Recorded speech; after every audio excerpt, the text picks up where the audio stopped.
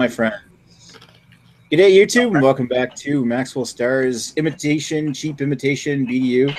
Just had Well, we're Greg allowed to drop a lot of racial slurs, right, Nick? No racial slurs, not this time, Greg. No, let's face it. This is the real BDU. Yeah. It's the better BDU. Fuck Chad. Fuck him. Well, I mean, if he's going to come back, I'd rather see him back instead of trying to compete us with another Chad. Anyway, without further ado, what are we all drinking right now, Greg? I am about to have a Bourbon County 2015, because why not? You fucker. Thanks to Mr. Average Joe for providing it to me like a year ago. What a cunt. Yes, it's my pleasure. Yes. What do you have to say for yourself, Joe? Number one, fuck you, Nick. Number two, fuck you, Nick. Number three, your channel sucks. Number four, your channel really sucks. Number five, I love you. Number six, drinking water. Drinking water. So you just because that's what you do on the fake BDU. Drinking water. Change it to WDU. Just remember, in Polish, the words vodka and voda, which means water, are very similar. It's WD. WDU, Water Drinkers United. Can we review some water? Vodka. What are you drinking, Chris? Today I went to the local Zahers. Zahers? Ooh, Zahers. Zahers and or PC or Superstore, whatever you want to call them now. But this one is Zahers in Niagara Falls, and I picked up the Big Rig Brewery's Salute 1179 lager. Yeah, cool. Is and it's Big Rig good. Yes, it is the one. Yeah, Chris Phillips owns. Yeah, and of course Lee. What are you drinking? Yes, it is. I am drinking a 9 Locks Porter. Ooh. I had that a couple weeks ago. It's not bad. Yeah, pretty good. Okay, I have to be awkward now and untap this while everyone else is talking. What are you drinking, Nick? Who wants to know what I'm drinking? I am drinking a Trailway Appeal, which I picked up over the weekend at Trailway itself. I even got, where's the Lego? Got this nice glass. Nice little Trailway snifter. Hashtag proper glassware. Fuck the hashtag, though. I'm using a glass from Chad. Hashtag I got a glass now. I have a new glass. See, a snifter is a real drinking glass, not those fucking garbage Tikus and Z-stems and all that shit. Oh, you gave me a Tiku, too. I like a tulip. The Tikus are where they're at. The Z-stems are a little bit overboard. All right? No, let's face it, they're all fucking overboard. I drink mine in a martini glass, my next beer. Drink it in a fucking red Solo cup and call it a day. Oh, goddamn bourgeois bullshit fucking glasses for beer nerds and faggots. Drink it straight out of the can. Straight out of Compton. That's what I do. I drink it straight out of the can. That's right. Right out of the bottle, right out of the can. He's a real man. I got me that fucking beer syringe thing there where I can shotgun like 2 beers in like 3 seconds. Oh my god. You need to have a channel. You have a channel. You need to unretire. You're retired. Damn it. Unretire, shotgun 2 beers at once, and just that's it. That's the last beer. I don't really have one of those things. It's not actually reviewing a beer. It's just a beer tasting. Let's be honest. Just a beer tasting. It's a tasting. That's how I'd restart my channel. These aren't beer reviews, guys. I'm just doing a tasting and giving my thoughts on the beer. Yeah. It's totally different. Mm-hmm. And I'm going to give it a rating as well, just for you guys' convenience. And the rating's going to be out of 152 to confuse you. No, it's going to be out of 88 because 88 is perfect. It's the perfect score. Perfect. 88 equals most excellent. Probably not, but probably so. Hey man, anyway, you use what? If anybody wants to send an invite over to Rod, go ahead. Whoever's in contact with him. We'll see if Paul should. Anybody going to invite Paul in here for any for? I will send Rod. I would say let's. I'm okay with Paul coming in, but I might have to take the chat offline. Well, I was going to say if you invite Paul, you may have to give Rod an apology up front. Yeah. We got some comments here. Jace Westcott says, "I'm drinking a 2016 Fuller's Vintage Ale in a Nonic like a real man." Oh, jeez. And he says, "Let me pick my nose for this thumbnail." And he said, "Love Rod J." Mm-hmm. If he's a real warrior, though, he'll eat his own boogers right on the camera. He will. Oh, yeah. He'll munch them right down. If you want to give him a quick review too, I'm down with that. Yeah, you know. Is it salty? Is it sour? What's going on? Actually, I heard a great saying the other day. It was whether you pick your nose or not does not determine what kind of person you are. It's what you do with the booger afterwards that determines what kind of person you are. Ah, So if you wipe it on someone else, what kind of person are you? Piece of shit? Yeah, you're probably a Pollock. Whoa! What are you talking about the racial slurs? Come on! This is a clean channel. Joe, it's okay for white. I mean, it's not really. Confucius say you can pick your nose, and you can pick your friends, but you cannot pick your friends' noses. about right. That's way too deep. Yeah. Depends what kind of friends you're into. No, if you do it, you're free. You're free. And trust me, this is the age of the internet. If you're into something, you'll find others who are into the same thing. Nose picking porn, right on. Rock hard. Hey, there's groups on the internet that are into fucking dolphins. Not that I know anything about that. That's on No. you, Greg. Greg, that's completely on you, and I don't want it to be on you, but it's on. So wait, are you talking the ones that just fuck real dolphins, or are you talking the ones that just fuck like the inflatable ones? I'm assuming most of them probably have to fuck inflatable ones simply because logistically it's very difficult to have sex with a real dolphin. But those that can have sex with real dolphins, I imagine they do. Because some of that's just an offshoot of girls humping balloons and inflatable toys. Congratulations, we're 7 minutes in and completely off the rails. Not that ever was on the rails. Found my other channel, Balloons and Girls. Not sure how we got on to dolphin fucking, but that's, Oh, it's because I started it. no, I'm aware. They're intelligent creatures. They can give consent. Yes, exactly. Help. And all it's going to cost you is a tuna fish. I'm showing my face. I'm showing my face. I wish you wouldn't. Yes, we can all show our faces. Go ahead, Joe. You start. No, I'm good. You're good? I've shown enough for 1 week. Goodbye forever. I only show my face on Rajay's channel because it's a true channel with true beer news. Fuck's sake. Do you Sorry. want me to start reading beer news, or you? I thought you were going to read the shit out of the beer. To be fair, Beer news. Like to your be fair. Yeah, but no one wants to hear and or read beer news ever, especially when it's Canadian only, especially when it's Ontario only.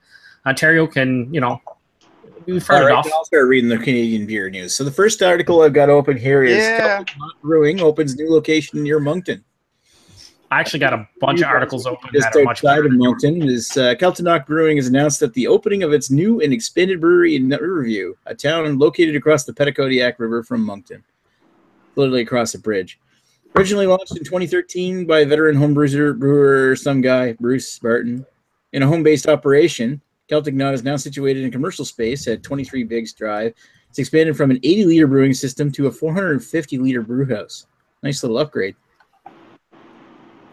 And new location, the expanded brewing capacity means that Barton is now able to offer growler sales to the public with Dub Loki Black IPA currently available for purchase.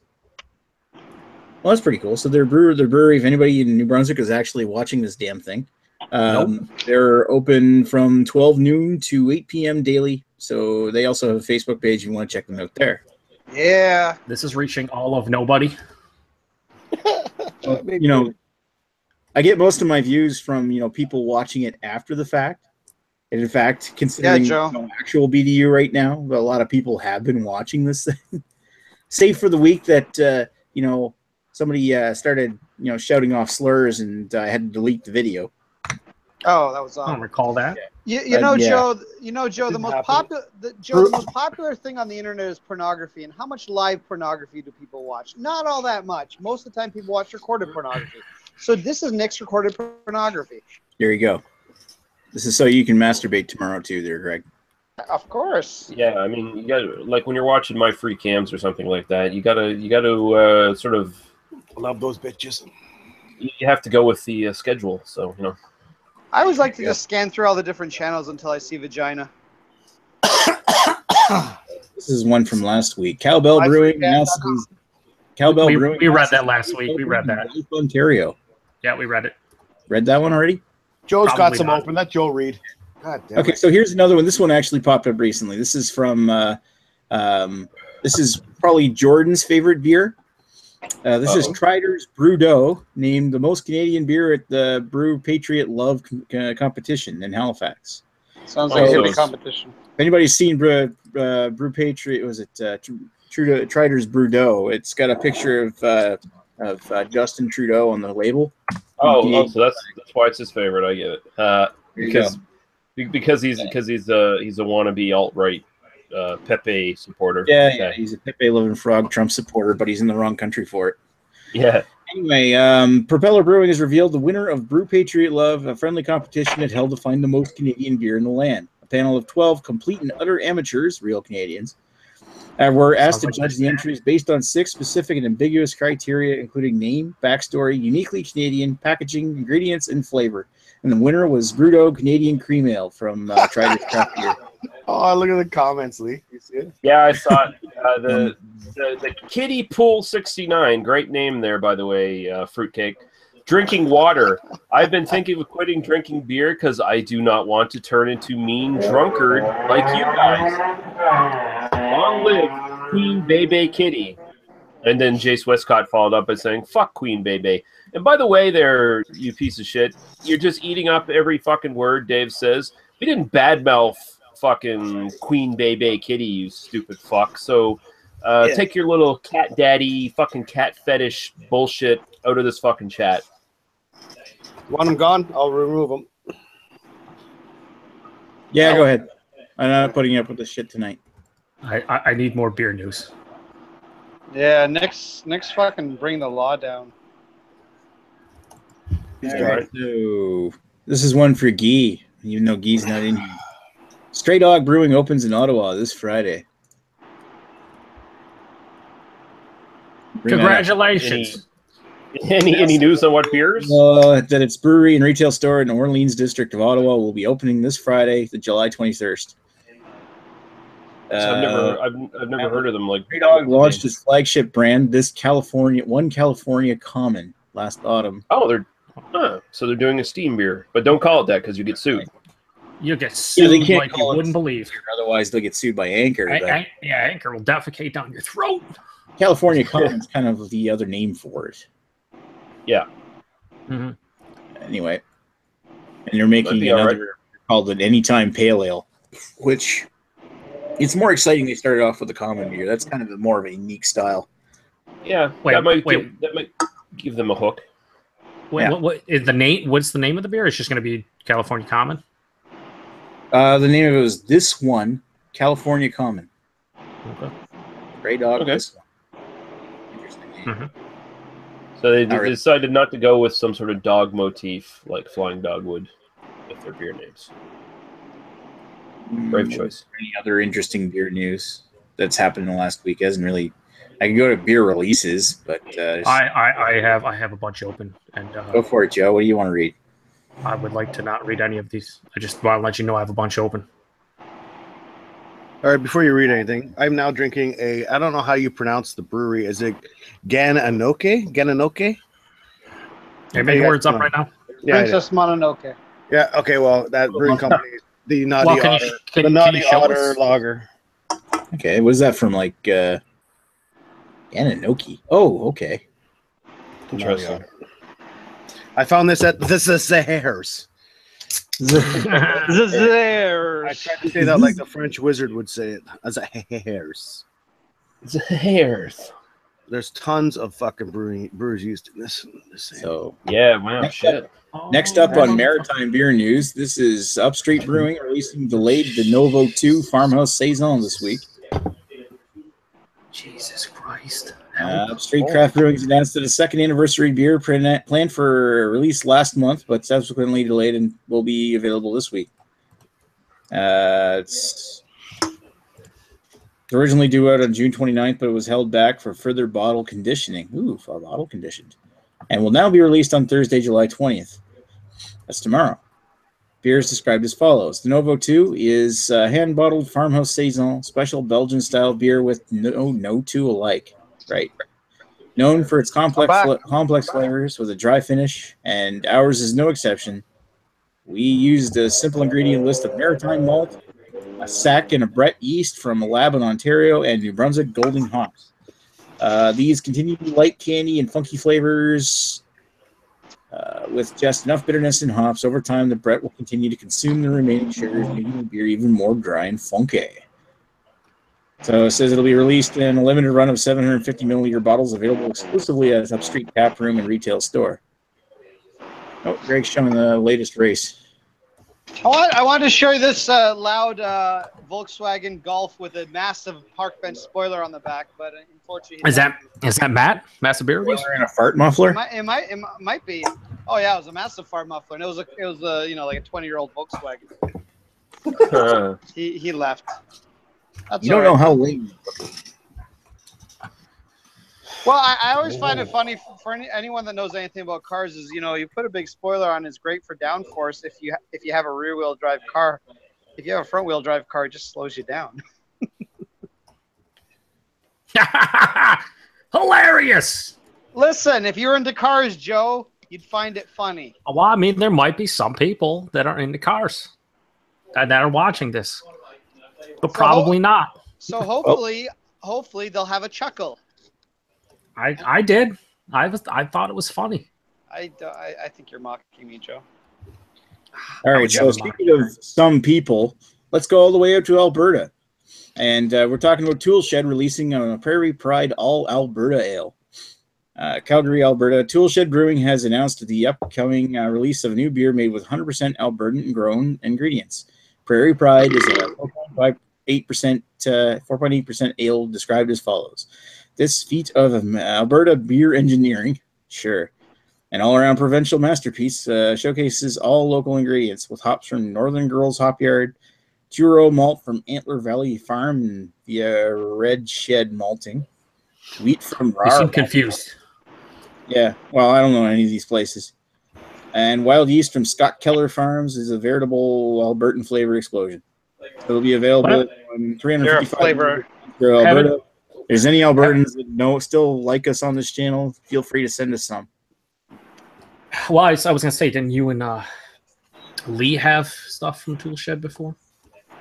Yeah, sent to us by somebody out there. They make good stuff. Somebody out there. They make good stuff. I really like the Red Rage. I remember that happens about once a month or so. Didn't they have like the Grand Theft Auto font on their cans? Oh, At least from what I recall. Yeah, they had like an ESB that was. Yeah, they all had the Grand Theft Auto font on their cans, and they had like an ESB that I think was Go Big or Go Home Brew. Oh, is that Toolshed? Yeah. Hey, you want to get those? You want to get those posters off your background, please, Lee? Thanks. No, I love my childish posters and all this apparent video game stuff that actually isn't in my picture at all. But awesome. Yeah, because Wales is totally a fucking video game. Wait a minute.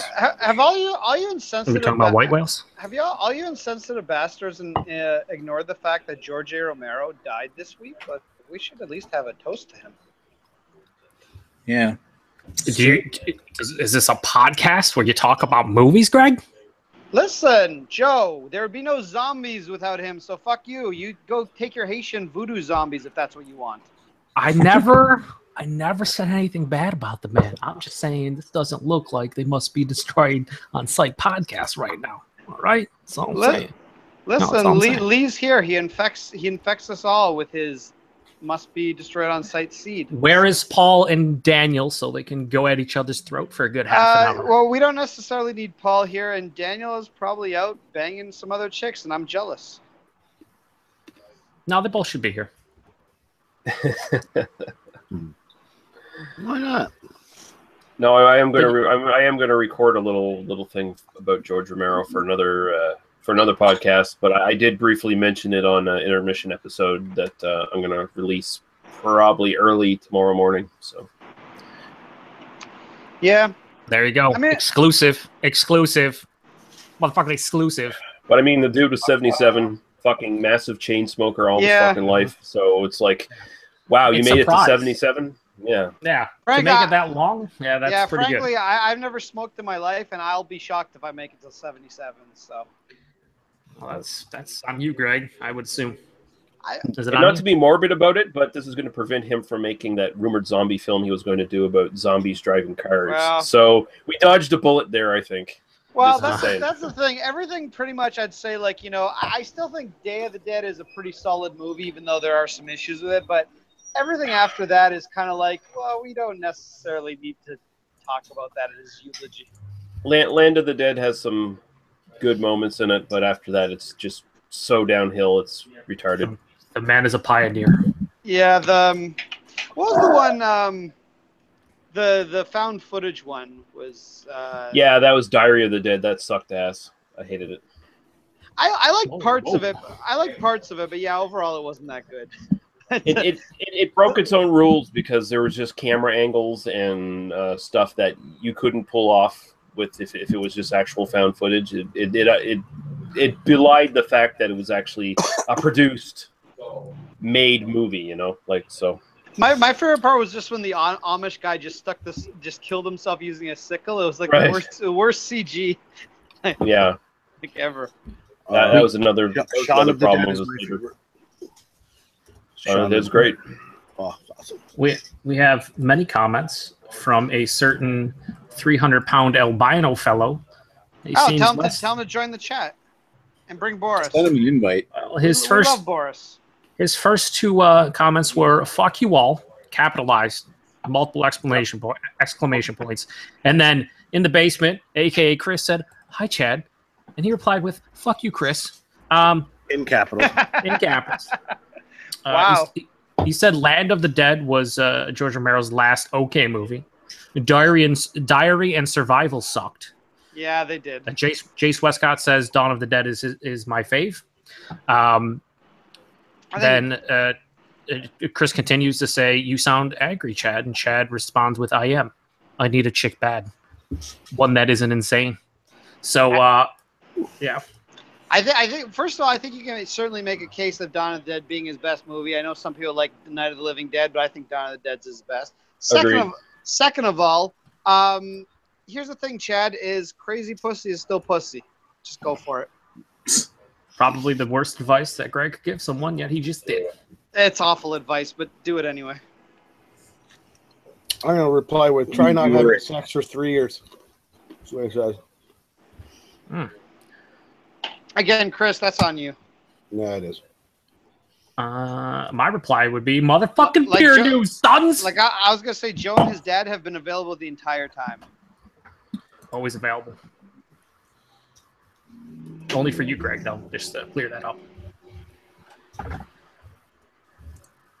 You're smooth. You're so smooth. Smooth. Well, You're smooth. well, it's because You're so smooth. I try and Hashtag share smooth. everything.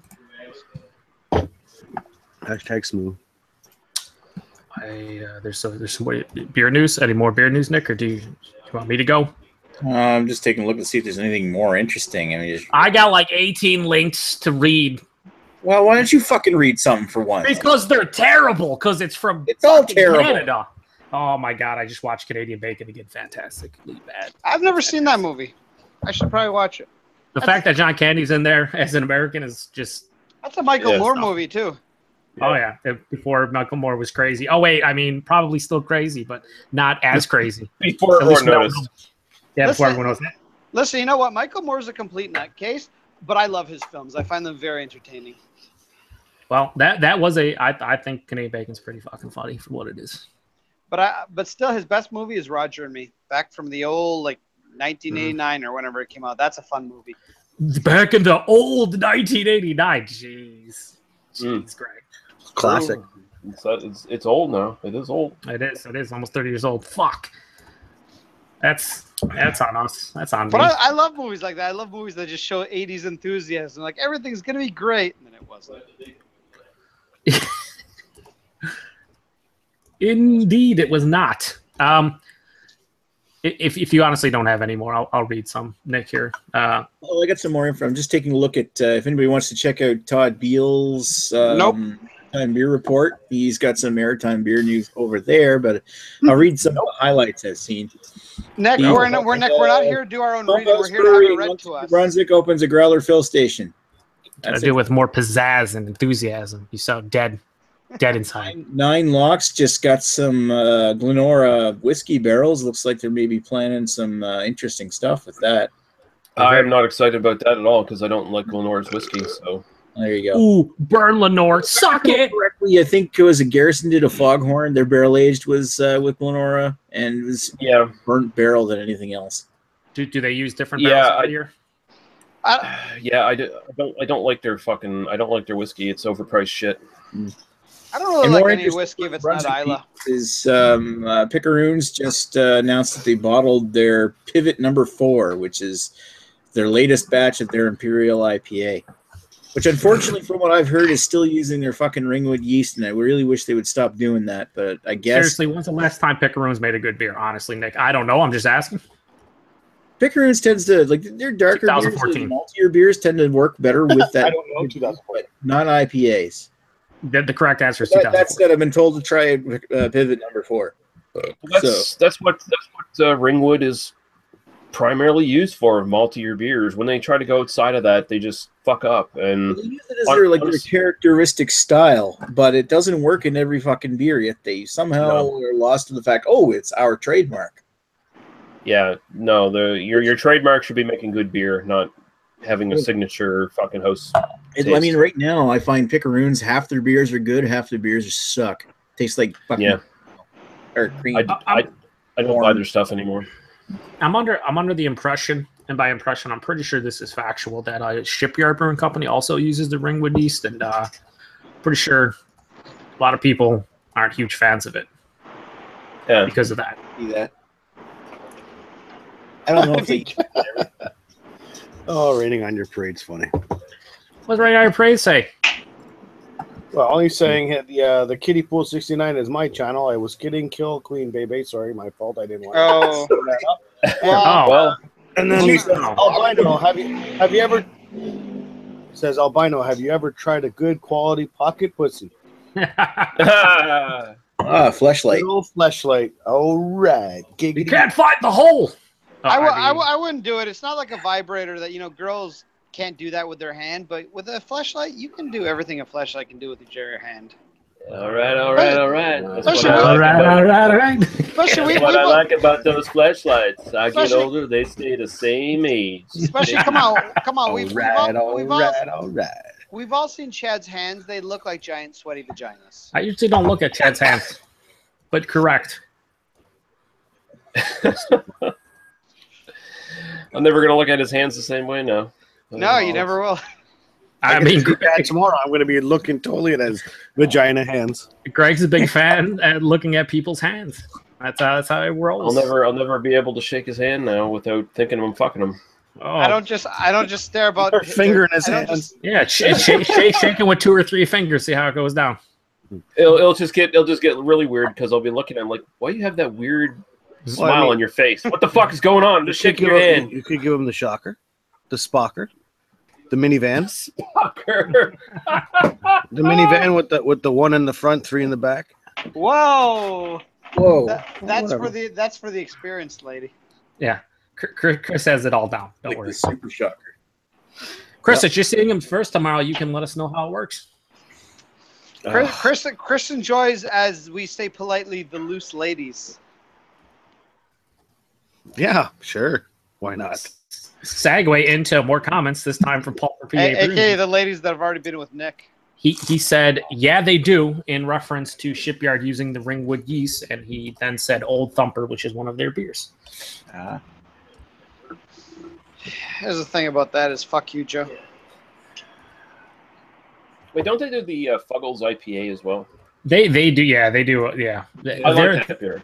They're huge into the British beers specifically because of the Ringwood yeast. So a lot of their I think regular year-round beers and even seasonals heavy influence from British beers. Yeah, I like that beer. What's that? No, it's just like that beer. When's the last time you had it? I wonder. The one time it was given to me in a beer mail from I can't remember who. I thought maybe someone actually sent you a fucking Shipyard beer, and who? Give me their name. I can't remember who's sent it to me.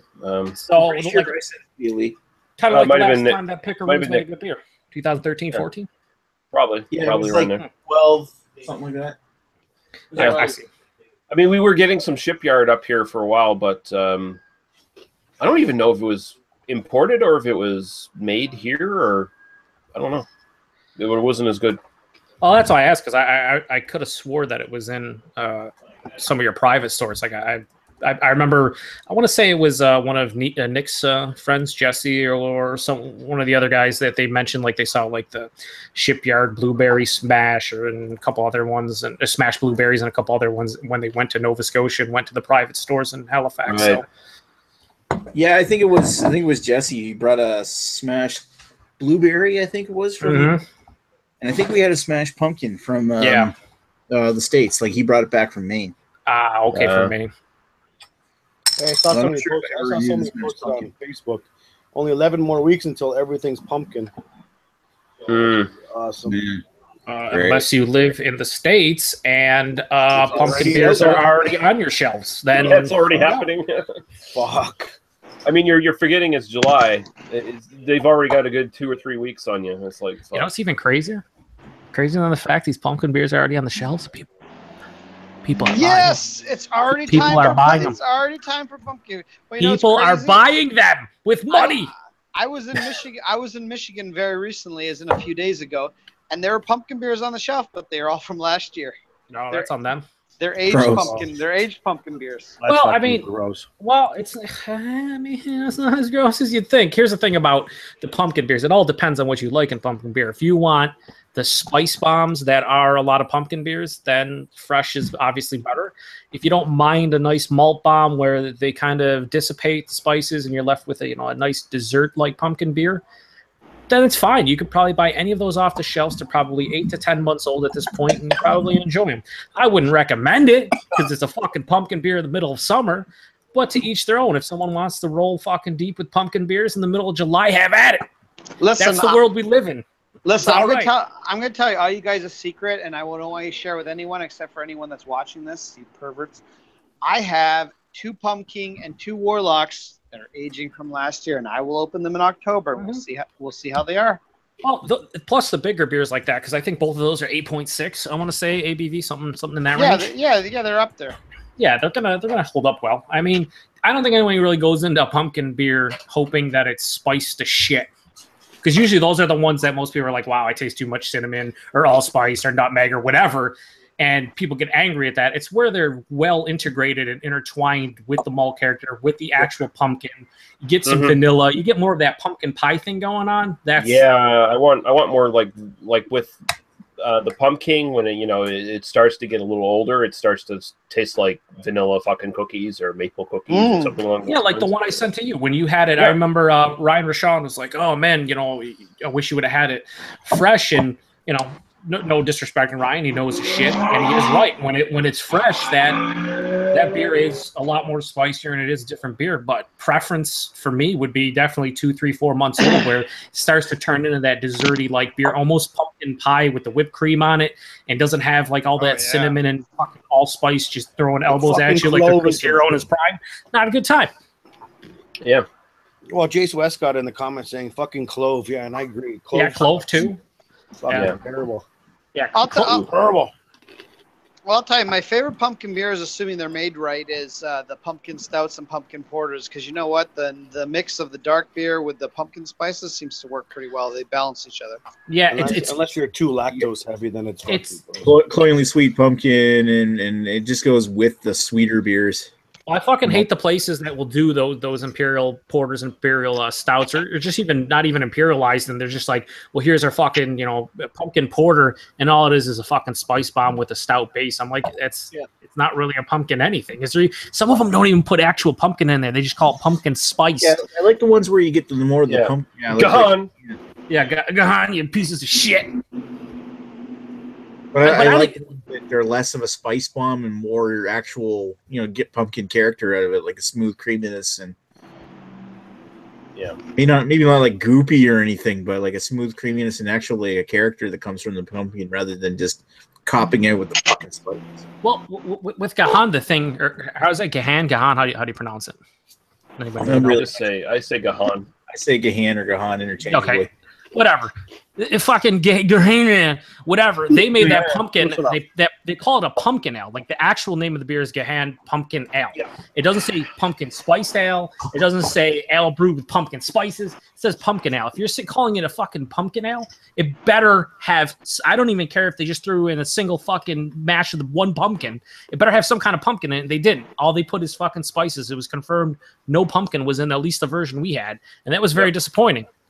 Because that's false advertising at that point. Yeah, what I would have done with that beer is, like, if I walked in there today and took over that brewery, I would change. Yeah, I would change the name of it to Winter Warmer, and I'd up the alcohol. Yeah, it wasn't a pumpkin ale whatsoever. No, I'd put it on. I'd brew it to be something to compete with Garrison's Winter Warmer, which is like a spicy Winter Warmer beer. So. Yeah, I just want to try. I want to try a nice pumpkin beer. It's probably gonna end up. I'm probably gonna have to get it where Joe is anyway. That's gonna fucking be just fucking delicious. I cracked that fucking beer. I poured. It's all dessert. Now, what do you recommend, Joe? Bro, Brahan, Brahan. Brahan. There's way too many. I mean, obviously. The classic is basically pumpkin from Southern Tier, but it is. Here's the problem with it: is it has a little bit of alcohol to it. Mm-hmm. For someone like you who can detect that more than the normal person, like when you start getting in the 7-8 range, you start, someone like you're racist. Well, Chris has a palate that for him he detects the alcohol even when it's not crazy high. So you're talking an 8.5 or 8 superpowers. Yeah, you have a fucking immaculate palate. Oh boy, that's what you have. You have one of those fucking super palates, all right. But when you start getting into the 8-9 range with pumpkin beers, it can start getting boozy, depending upon whether or not the spices hide it. What's going on. I would say pumpkin for everyone. I think everyone should try that beer once if you've never had it. But how old it is will dictate what it tastes like. Like Lee was saying, you get the beer 3, 4, 5 months old. It has like a cookie vibe to it, like a pie crust thing going on, sweeter, more desserty. When you get it fresh, way more spice forward. It still has those characters, the aforementioned cakey thing or the pie thing going on, the cookie, but it's not as as pungent as it is when it gets a little bit older. I don't know. That is where I would start. But honestly, I haven't drank a lot of pumpkin beers over the last couple of years just because there's so fucking many of them. And for every one great or even really good pumpkin beer, it seems like there's 8 or 9 shitty ones. Yeah, it's like you're weeding out the 85-90% of the ones that just aren't for you. And just so many of them, like we're talking about, they're so spice forward and just clove and cinnamon and nutmeg. It's just they're not well integrated. There's no lactose. That's all I'm fucking getting nowadays in fucking pumpkin beers. Well, a lot of them don't even put lactose in it. That's the thing. Well, they're for big egg. Well, okay. So what is that? Is that a milk porter? What was Big Rig? Fuck, I fucking reviewed it last year. I can't remember the name now. From their fucking spice pumpkin porter, maybe. Yeah, I think. Yeah, I'm pretty sure it's a porter. It probably was lactose. Yeah, instead of a milk stout, they probably went milk porter. No, I would say start pumpkin just to try it, and by the time you get to it, since they're probably already fresh on the shelf as we speak, by the time you get it, it'll already be aged for you. Mm-hmm. Try the Warlock, like Greg has a couple. He said aging. Definitely try one of those. I mean, my personal feeling is I think Pumpkin is better than Warlock, but I know a lot of people disagree with that. They like Warlock more. I wouldn't necessarily disagree with that whatsoever. Raining on Your Parade says, not a fan of spice bombs, but an aged pumpkin sounds interesting. Yeah, it was really good. It was one of my favorite beers that year. Stay tuned for October, and I'll give you my unofficial review, which will be with my stupid palate anyway. Anybody want to recommend any good potato beers? Anyone? I think I've only ever had like one potato beer in my life. I don't even know if I had one. That was the Black Creek Potato Stout, and it was. I mean, I have to look it up, but from what I remember, I enjoyed it. It was fine, but it wasn't mind blowing. I've had a couple sweet potato beers that were good. Excellent. Segue into some more news there, Joe.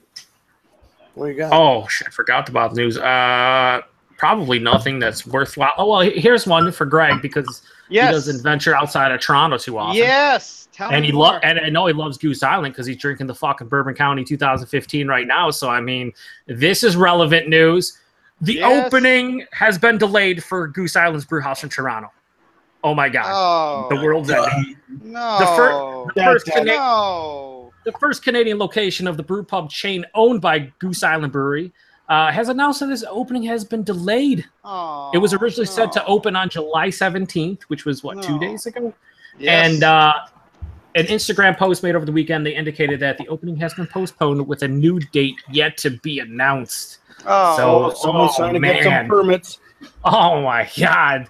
Shit is going off the rails in Toronto. This is awful. This is the worst news. Joe announced he was pregnant. Yeah, I'm always pregnant because I'm a big boy. It's all right. No big deal. Constantly come on, pregnant. First 9/11 and now this, guys. Yeah, this is terrible. It's absolutely terrible. This is my Vietnam. Yeah, and now you're gonna have to like cross the border if you want the Goose Island specialties that are amazing beers. All of them are amazing. Cross the border, or get Joe to bring them to next year's beer fest. Totally never gonna bring you in. Only once in a generation, kind of tragedy, kind of thing. It's really gonna define our generation that this didn't happen. Sorry, you're gonna have to postpone the slaying of the white whales there, Greg. Sorry. Our heart and our minds are with you.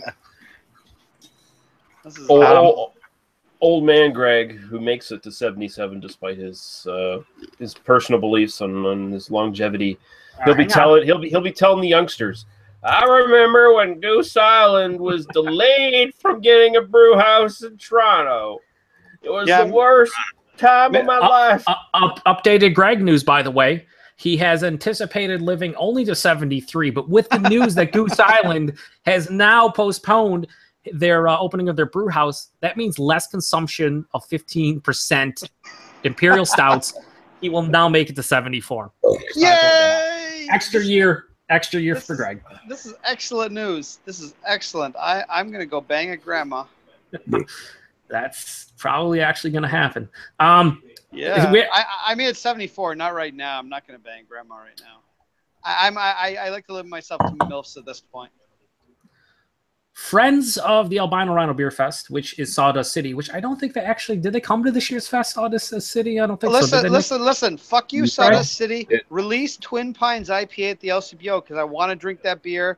Not only because I want to try it, but because of the Back to the Future reference. Well, hang on. Yeah. I might have news about that. I'm talking about Sawdust City here. Hang on. Slow it down. Read the news, Joe. Why don't you? Hang on. Well, did they go to the Rhinos Fest this year? I don't think they were this year. I don't think they did, no. So they're not really friends. They're more like acquaintances. Okay. Acquaintances that were dicks this past year, Sawdust City. They have announced a collab beer with the Griffin Gastropub in who knows where. Can't be bothered to find it. But it is going to be not Twin Pines. It's going to be Death in Texas Raspberry Radler coming at 4.3% alcohol by Texas. And, I mean, the description sounds just, oh, my God. This crisp golden ale has a bounty of raspberries added to create a beautiful pink hue and bold, pleasant aroma. The balance of raspberries and light ale provides a refreshingly fruit-forward flavor. Who would have thought that? Fantastic. Wait, what did you say the alcohol was on that? 4-point Triz. Oh, okay. I thought you said 5. I was like, what the fuck are they talking about? That's not a Radler. It says Death in Texas was originally brewed for the Collaboration Nation North competition at last year's Session Muskoka Beer Festival. Never heard of it. I'm sure it's great. Beers representing several towns and communities in the Muskoka region were available to sample and vote on. And the Raspberry Radler for the town of Huntsville won the competition and was awarded a seasonal release at the LCBO. So it'll show up in 473 milliliter cans at all. Well, it says at LCBO locations, so not all of them, but probably the vast majority. Raining on Your Parade says, Joe, punch up the Kiddie Pool 69 on YouTube. Check out my band. Why are you specifying that I do it? I don't know. Not that I'm against it raining on your parade. I'm the only guy without a channel here. I cannot promote your amazing band. I can't do that. I do know a guy, though, who has a great channel and would totally be on board. That is Ewart, a.k.a. Teku Murray, over at Strange Bruisings. He's a huge fan of yours. Totally get him on the horn. He will pump the shit out of your band, no doubt. It sounds like a match made in heaven, really. Yeah, I mean, you probably will end up being best friends. If you're not already, maybe you guys have a great relationship behind the scenes, and I'm just unaware. My best friend. Thick and thin, always be together. One of a kind, through thick and thin. Best friends. Best friends are we. I love you guys. God damn it. I forgot some of the words, but whatever. Not enough South Park up in here. Okay, so we have more maritime beer news because who doesn't love to hear about New Brunswick, Nova Scotia, and I think PEI, are they included? Sure. I don't know what's going on in the Maritimes other than the Maritimes. Nobody knows.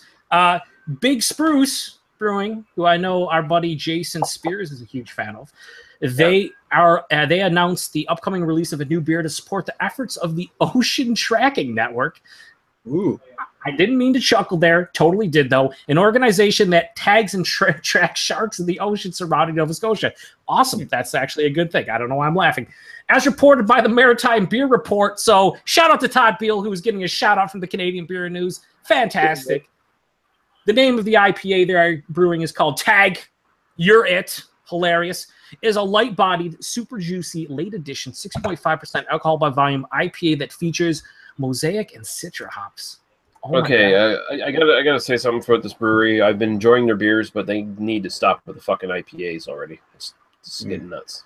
You heard it here, folks. Lee Russell, a.k.a. Hoagley, over at Hoagley's now defunct beer reviews. Not a fan of the IPAs from Big Spruce because apparently that's all they produce. I'm not saying I'm not a fan. I'm just saying they do too many. They do like, oh, here's our American Pale Ale. Here's our fucking IPA. Here's our other IPA. Here's our fucking black IPA. Here's our other IPA. You know what's the unfortunate thing about that, though? That's so many breweries now. They love because there's so many different hop strains now and so many new ones popping up. Everyone's just going nuts. Like, well, what kind of combination? Oh, we'll do Galaxy with this and blah blah blah. Citrus IPAs and pine IPAs. Now you can have like orange IPAs, tropical IPAs, and melon IPAs and grapefruit IPAs. And I get why they do it. I think we all get why they do it. Shrimp IPAs with a clean finish or resiny or whatever you want. There are a lot of complexities. You can have shrimp. You can have fried shrimp. You can have boiled shrimp. You can have shrimp pate. You can have gumbo shrimp. Yeah. The interesting thing here, Big Spruce, I don't know how their distribution works. I don't think they are in many, if any, NSLCs. They're in. They must be in a fairly good number of NSLCs. If we get like five of their beers now. So. Oh, you do? Okay, never mind. But it says Brunswick yet, but they were at the Big Axe Beer Fest that I went to over the weekend. I had a couple of their brews when I was there. Nick, we're gonna have to hear all about your fest after the Canadian Beer News. I want to hear all about it. I want to hear the best. Relax. If you have a list, we all love lists. All the fucking lists, actually. The lists. So if you haven't created a list, do so right now. So at the end of the Canadian Beer News, we can hear your list. Whose fucking channel is this, Joe? Pretty sure it's yours. Here we go. But just to specify on this beer, no one's watching anyway. Who cares? Yeah, it's going to be released in early August in 473 milliliter cans, and they'll be available only at Big Spruce and then private liquor stores. It doesn't even mention NSLC. So unfortunate. From that perspective. Supporting the tracking of sharks is important because every once in a while we get a fucking great white and fun day, and that's bad news. So there you go. Exciting news for the folks in Ontario, a brewery that I thoroughly enjoy, and I think they make good stuff. I don't know why Biolog is showing us what looks to be a trash bag on camera, but that's great. Yeah, I noticed that too. It turned out it was a crumpled up bag of chips. But yeah, that was a visual representation of his soul. Wow, is that Creemore Springs? Wow, it is a Creemore Springs lager. Because why not? Oh my God, that is a great segue into this IPA. The Craft Brand Company has announced that a locally brewed version of the House IPA from Sweden's Omnipolo is now available via retail in Ontario. Omnipolo Zodiac is being brewed for the Ontario market. at a distributor facility in East Toronto, and it seems like it was released last summer, but only on draft. Now they're going to actually have cans, 6.2% alcohol by volume, 64 IBUs, and it is described as being made with a blend of grains, untouched post-fermentation, and aspiringly hoppy with Citra, Centennial, and Columbus. Available in sounds exciting. 73 in all LCBO outlets. So it sounds beautiful. Like I do like Omnipolo stuff, and I know you guys in Ontario have gotten some of their stouts and different releases here and there. I think I've tried one of their beers. I can't even remember which one it was, but I think yeah, man. We got some more comments here. He said, rating on your parade says in relation to his band, he says, Lee has already heard it. Yes, I have. It's not, I think I told him it's not quite my kind of metal, but it's actually really well done, really well produced. So can you link us rating on your parade? Like can you post a link in the chat? I mean, I'm really lazy, just being honest. Yeah. So click on his icon. Can you literally go to Joe's house with like an iPad or something and just literally play it right in front of his face? My bad. Oh, here it says go to channel. It's still up there. Go to channel. All right, I'm going to your channel. It's happening. Okay. There's a picture of a cat. Jace Westcott says, anybody knows Dr. Dave did another live stream on racism and got the definition wrong again, laughing my ass off. Yeah, well, that's Dr. Dave. He tries to use semantics to get around the fact that he's just a flat out racist. That's all there is to it. He just used semantics. I'm not a racist. I just hate all colored people. Listen, Jesus Christ, no drugs. And I don't even want to, I don't want to get into it. Fucking yeah, no drug. We're past that. We're past that. We're bigger than that. He's not fucking worth responding to that. I'm not saying we're big. We're past that. It's just it is what it is. We're reading the fucking Canadian beer news from the heart. From the heart. Right. From the heart. Other sites in the interweb. And this is a monumental chat because I'm showing my face for the first time on camera, guys. So I'm a pussy. I'm not showing mine. I don't even know what Lee looks like. I'll just wait for everyone to show their faces. Greg's done it already. Perfect. I'm here too. Think of the very perfect representation of me that you have in your mind, Greg, and I'm like 20 times that. Chips. He's a sexy motherfucker. Like that. Okay, did Greg just like sort of like stutter there, like his connection went bad? He basically sounded like a retard. Chips. Oh, don't turn into a bunch of retards there, Listen, a little bit maybe my connection, a little bit maybe my speech impediment. Fuck you all. Speaking of Greg's lack of intelligence, segue, Ontario Beverage Network reports that a popular pub and grill in Burlington, Ontario, has rebranded and relaunched as a brew pub with its first house beer sent to be available soon. 5 West Brew Pub and Kitchen, formerly known as the Purple Heather Pub, good change because that's terrible, in the north end of Burlington. They'll be launching their lineup of beers with 2 brands, Blonde Ale and Pilsner. Oh, boy. Oh, yeah. Fucking right. Wow. Get in there. You better start at the top. I mean, that's the way it works. Joe's going to be lining up for that. Followed by a red ale, a wheat ale, and an IPA. Creative and crafty indeed. Well, hopefully can do them all well. Maybe. We'll see. A selection of other local craft beers from breweries such as Nickelbrook and Great Lakes will also be available. So they will initially be available exclusively at the brew pub, but a retail shop selling packaged beer to go will be opening later in the summer.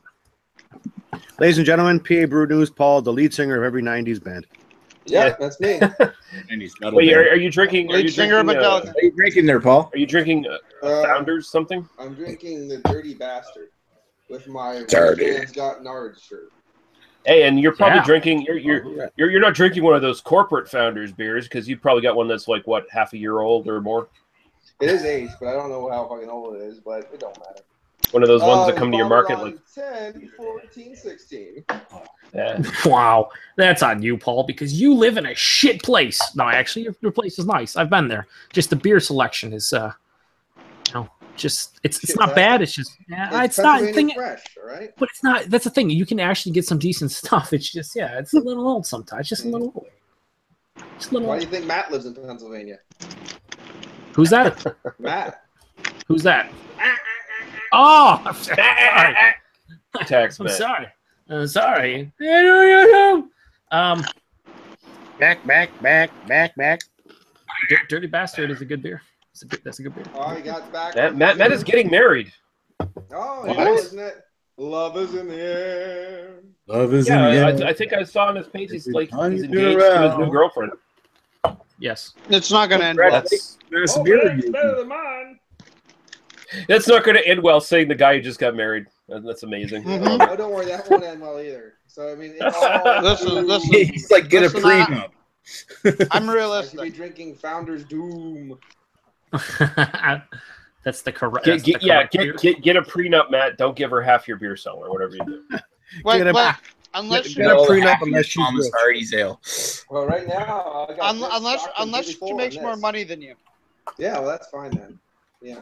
Well, I was gonna say it's Matt, so she must make more money. It's like, don't give her half her shit unless she's got more shit.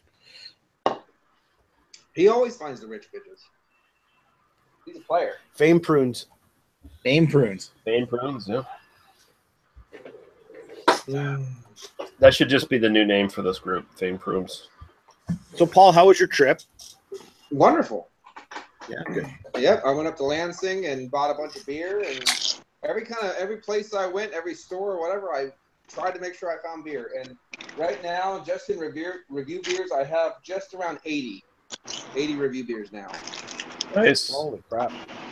And then I got a couple of beers just to enjoy with my face. So, yeah, right now, the only thing is, except for this one, which is a pale ale, I cleaned out. I only have 2 more hoppy beers left. I've kind of reviewed them all. Just because I don't know how much I'll get to them. So I made sure, I tried to hit all the hoppy ones I could as fast as I could.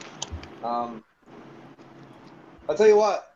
I got a fresh can of resin, and resin is just fucking fantastic. It's okay.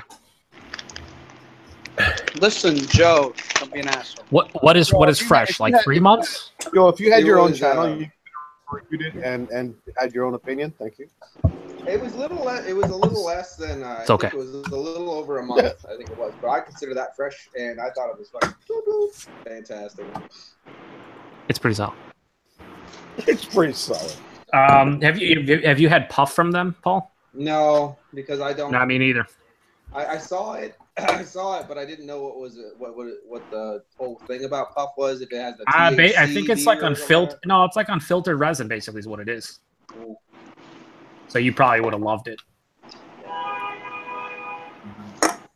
I could totally be wrong about that too, which I am a lot. So what are you gonna do? As soon as I saw it, I just figured, oh, it's a pot beer. I don't want it. That's what I figured. Puff's not usually that good because it usually indicates the girl's underage. I just think about the Magic Dragon. He dies at the end. Yes, that's true. You live by the sea. Spoiler alert. Mm-hmm. Yeah. Wow. Epic. Gross. Gross. It was Agnes, I swear. Looking at non-Canadian Plus- beer news. Oh, here we go. Should I go first? I thought Wait. I got past this shit. Come on now. What? No, Wait, Joe, we're on to the regular, like good American news. Not Wait, the Joe, do whatever you want some? Ontario's doing. Joe, do you want some Etobicoke beer news? I mean, if you got some first, hook us up. Well, this may not even be news because it's just news to me. It may not be news to anyone else. But Big Rock Brewery, which I guess is a BC-based brewery, if I'm not mistaken, they are now in Etobicoke. They have a brew pub. I was there this evening. It was good. The bartender was hot. I wanted to fuck her. I did not fuck her, but I really wanted to. I didn't know you were going to say her. No, it was definitely a her. She was a redhead. It was actually a ginger. She was a redhead with freckles. Very much. Fantastic. What about their beer? You Their beer was sexist okay. pig. Their beer was good. The samples I had were okay. Nothing special, but they were good. And I bought a whole bunch of stuff to bring home and try. So stay tuned. You sure there weren't any 10s? No, there definitely weren't any 10s. It's a middle of the road brewery. However, as I mentioned, I would like to get into the bar. The lady who was running the place, I would like to get into her lady hole. Did you would get any like to free get beer? to her middle of the road. Yeah. I definitely like free to beer? get right up in the middle of the road. Did you get any free beer? Try. Did you get any free beer? I got 0 free beer. It's almost like she didn't even like me all that much. Well, I can see why. But here's the thing. You got to get free beer. That's what you need to do is get free beer because then they're all tens. I mean, yeah. I mean, just look at makes the beer better. Free beer makes beer better. That's how it works. If you drink it out of the same glassware, as a company, it's even better. No, but ginger pubic hair makes the world better too. Yeah, especially when I use it as floss. Right. Okay. Well, you don't need to use it as floss. I mean, you can just get regular floss. So how's that American beer news, Joe? It's about as terrible as this conversation currently. Because I know we have a lot of Trekkies in this group. We right? All the no, there's no Trekkies? Yes, okay. may the force be with you.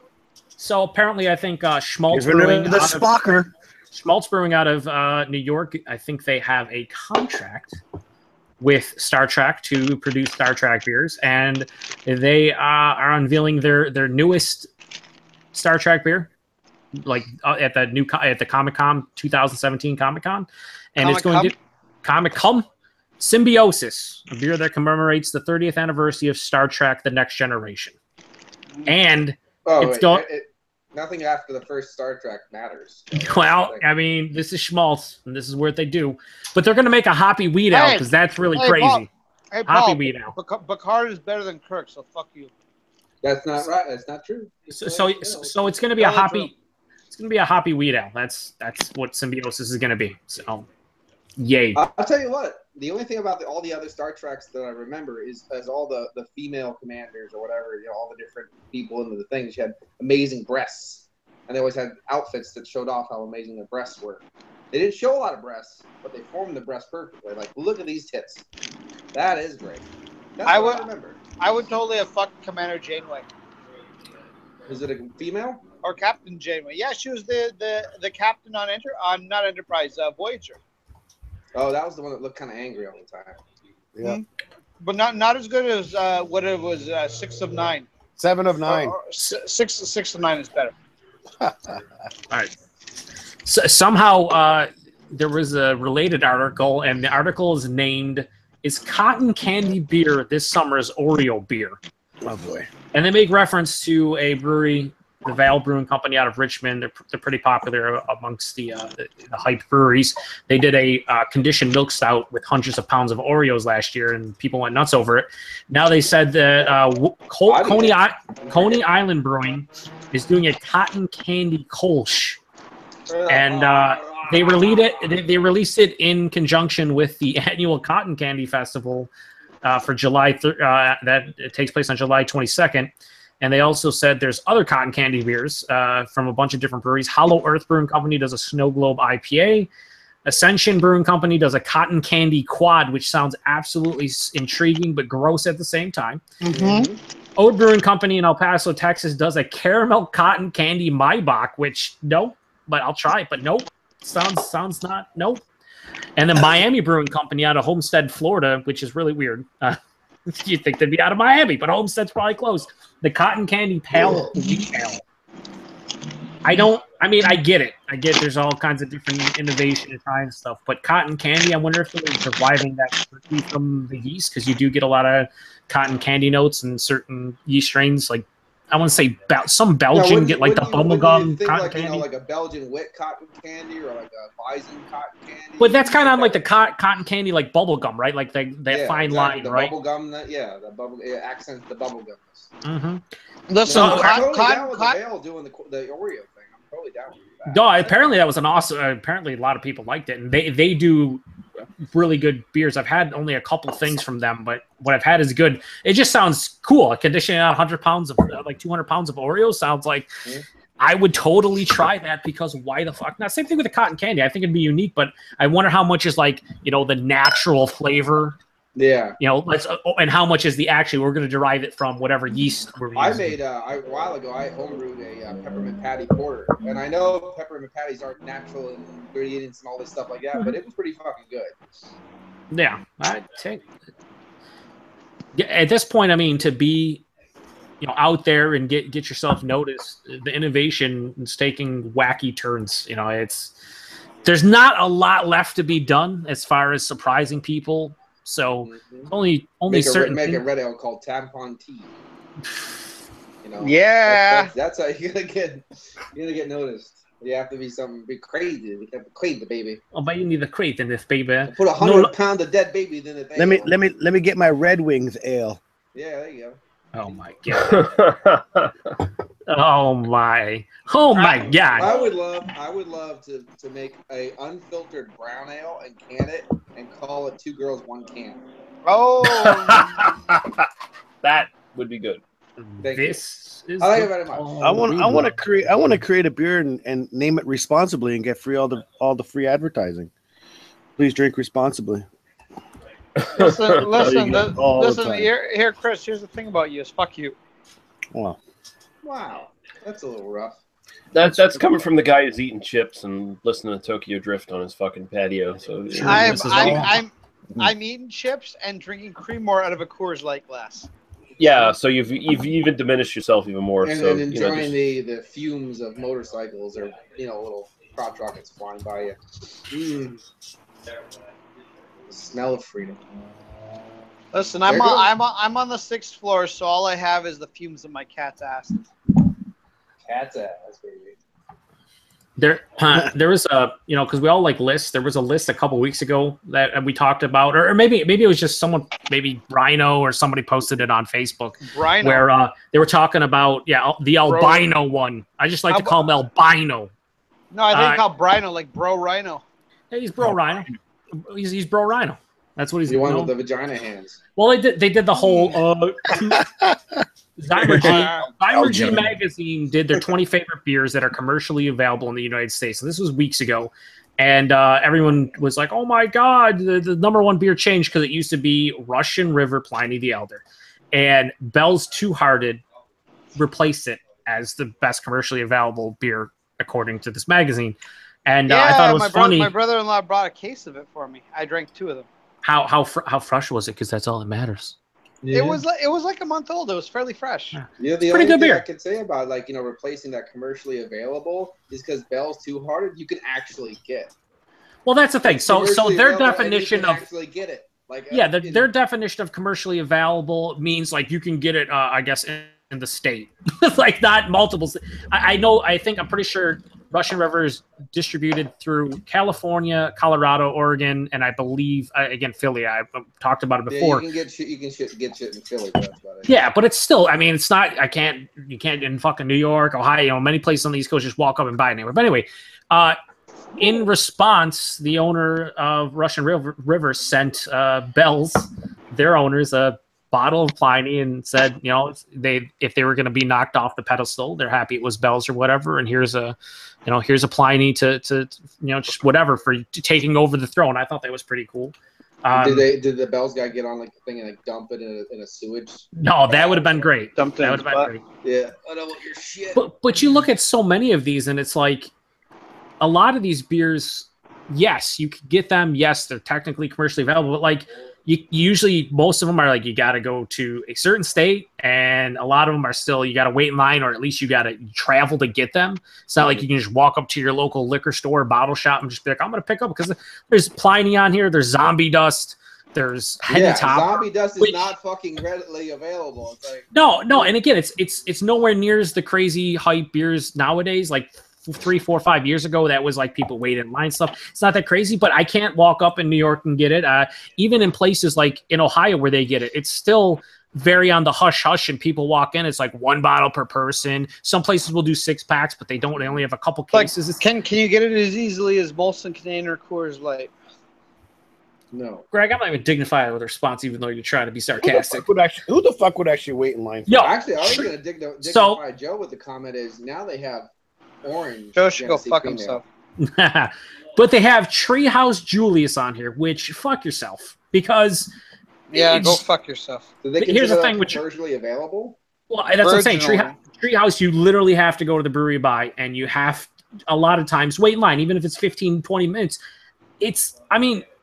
That's crazy. It's crazy. You can't compare Bell's Two Hearted, which is in how many fucking states now? I have no idea. Probably 30, 40, 50. It's definitely in Michigan. It might be in all of them. I'm pretty sure it's in maybe all of them. Yeah, it sounds like the writer of that article was like a Robin LeBlanc or somebody. They're all who traveled around and went to certain breweries in that state and said, "Oh, these are the best ones that are readily available to me right now." Well, they didn't say readily. They just said commercially available. Commercially available. So technically, like they're right, but it's like one of those things being where made in the States. Yeah, They're they are not available they are. to any of the states, but they are made in the States. But there's a big discrepancy between the beers that just go to your local bottle shop and pick off the shelf, and ones you actually have to go to a certain state, a certain brewery, and either buy it there, wait in line, whatever the case may be. It's like there's a big discrepancy. I don't understand how you can just rank them all together. It's kind of weird. Sounds like they're paid off. It just sounds like a dumb list, like every other fucking list. The only thing is, did you ever notice the biggest, newest hype thing always comes into the next list? Squirt, squirt. Well, and that is the trend. It always, the biggest, newest, hypest thing always comes in, always shows up on the next list, surprisingly. Yeah. And that's just the way it is. Lists are, a waste of time. They really are, because most of the time it'll be 2 on the list that you actually can get to know, and the other 8 will be some random bullshit that you've never heard of. I think I'm gonna write a list of the beers, the greatest beers I'm never gonna have. Yeah, exactly. That would be great. Pretty much. Why not? White chocolate is the best beer I've never had. No, you'll definitely have them. I don't know. Because the beer this year that is impossible to get 3 years from now will be a shelf turd. I mean, you see that a lot, and that's why I think the lists are kind of stupid. Honestly, it's one of those things where it's ever changing, so the list from year to year doesn't even matter. I do find it crazy though that actually they saying that Bell's Two Hearted is the best beer in fucking America. Look, I like Two Hearted probably more than most here. It's a very drinking IPA, but man, that beer, like.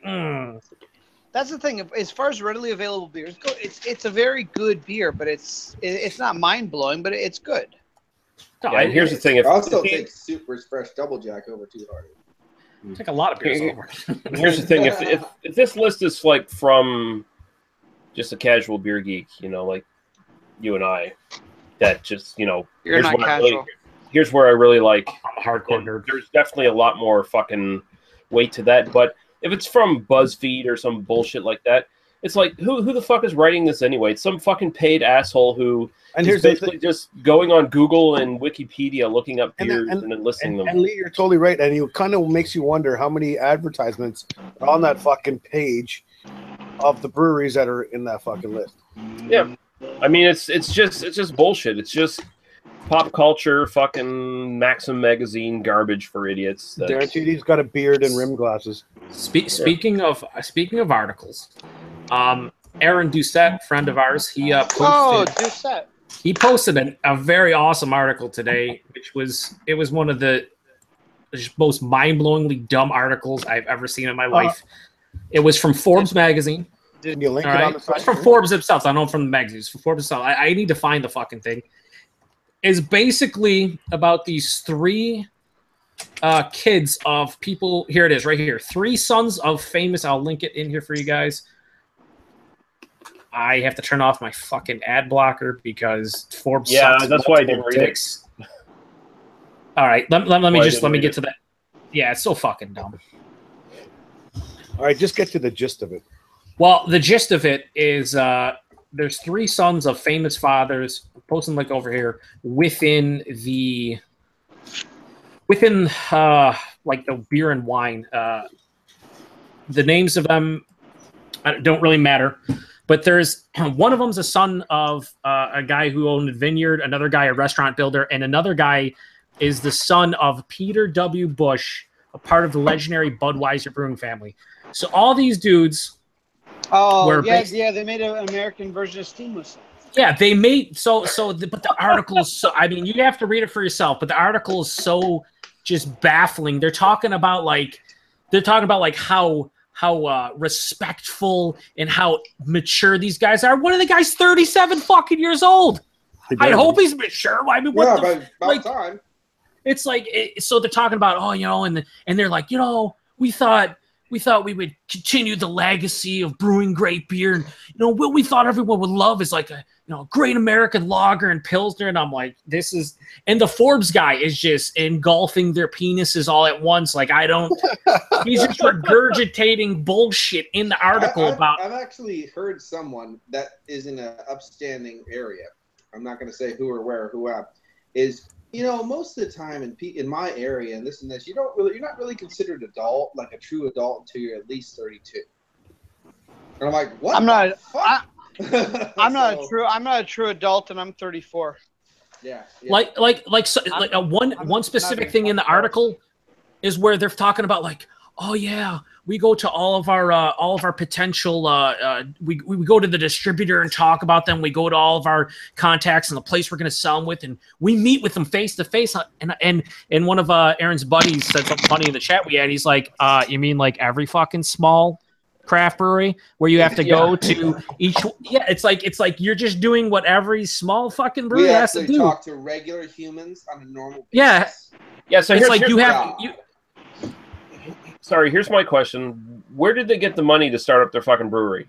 Exactly. So that's the whole thing. It's like you're born into money and prestige and you have all this stuff. So it's almost like they're like Forbes is patting them on the back for being like, oh, you're just like everyone else. It's like, what the fuck? What is some back? The fact that they were in Forbes magazine is the fucking I was able to read the first paragraph before my ad blocker stopped me from reading the rest of it, but immediately the guy is just gushing over these guys because they're wearing flannel shirts and fucking designer jeans, and he's saying how, oh, they look like they should be fucking country and western singers or whatever. It's God. What the fuck? Like these fucking douchey fucking dude bros who are rich as fuck. Dude bros. And they got their goddamn family money to buy them a brewery, and now they're making some substandard fucking steam whistle clone bullshit. Listen, this is two perfect, actually maybe three. Hang on, almost three sentences that just demonstrate how out of touch and out of reality these guys are. They are heavily rooted with their families. Jacob lives in the family compound in Florida. Mm-hmm. Elliot and Carla live nearby their family estates, and loving text messages from their moms are daily occurrences. Compound estates. It's one of those things where it's like basically Forbes is giving them a pat on the back because they're doing what every other craft brewery needs to do. You form a relationship with your accounts. You actually go to distributors. You sell your brand. But it's because they have money and their family has prestige that's like, oh my God, I can't believe you guys stooped down to level. You guys are so good. It's like, it's very condescending. No one gives a shit. There's been these there's guys are 5,500 breweries now in the US. Like there's at least 5,000 other breweries that did the same thing over the last 10, 15, 20 years. Life, no one told them that they're losers. Yeah, and a lot of them did it with no money to their name. And they will never experience being losers, because here's the thing: if their fucking brewery goes tits up and fails, it's a fucking tax write-off for their fucking family. Oh no, hang on. Let's quote the article, Lee.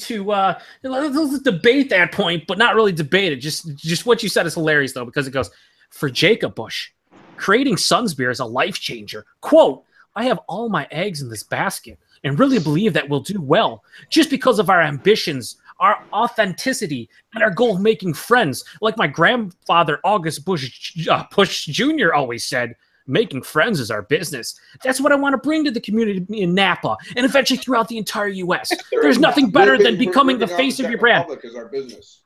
All your eggs in the basket, maybe like 1% of your eggs in that basket, because if it fails, like you said, it's fucking. Yeah, if it fails, mommy and daddy's going to bail them out. They're going to get a goddamn tax write-off. These guys are total everymen.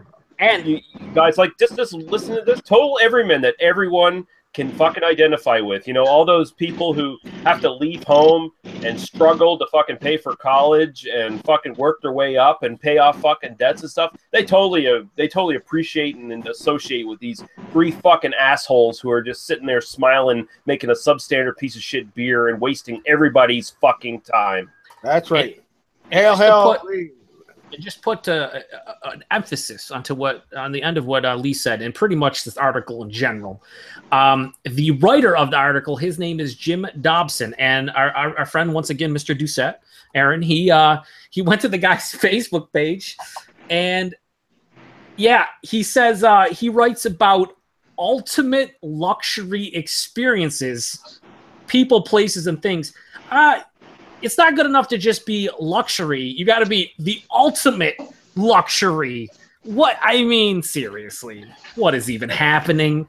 Is this for real? Aaron's my hero, by the way. Oh no, it's pretty fucking fantastic. It's when he was reading this, and they were, because it was in one of the Facebook chats where they're going back and forth. Aaron Ewert's in there, a couple of our other buddies, Julian and Sean, and they were.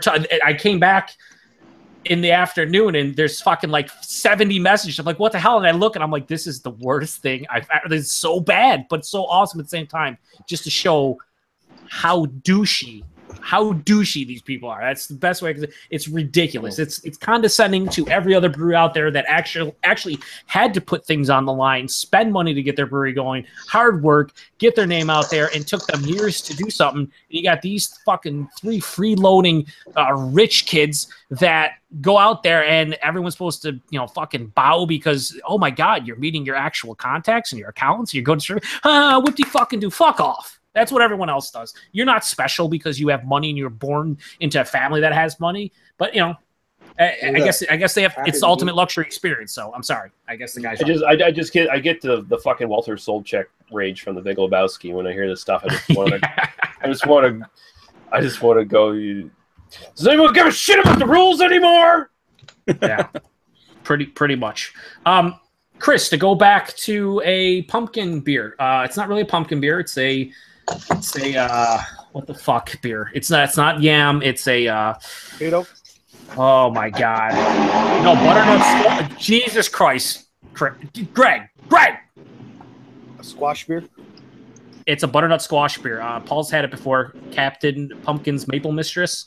Mm-hmm. It's a fucking. I don't even know how to explain it. It's amazing. It has maple syrup in it. It has Saucony Creek. Yeah, it's butternut squash, maple syrup, I believe, a couple different spices. It is unlike any other in the realm of that kind of beer you'll ever have. It's like, I would just call it like the perfect autumn beer. It's fucking phenomenal.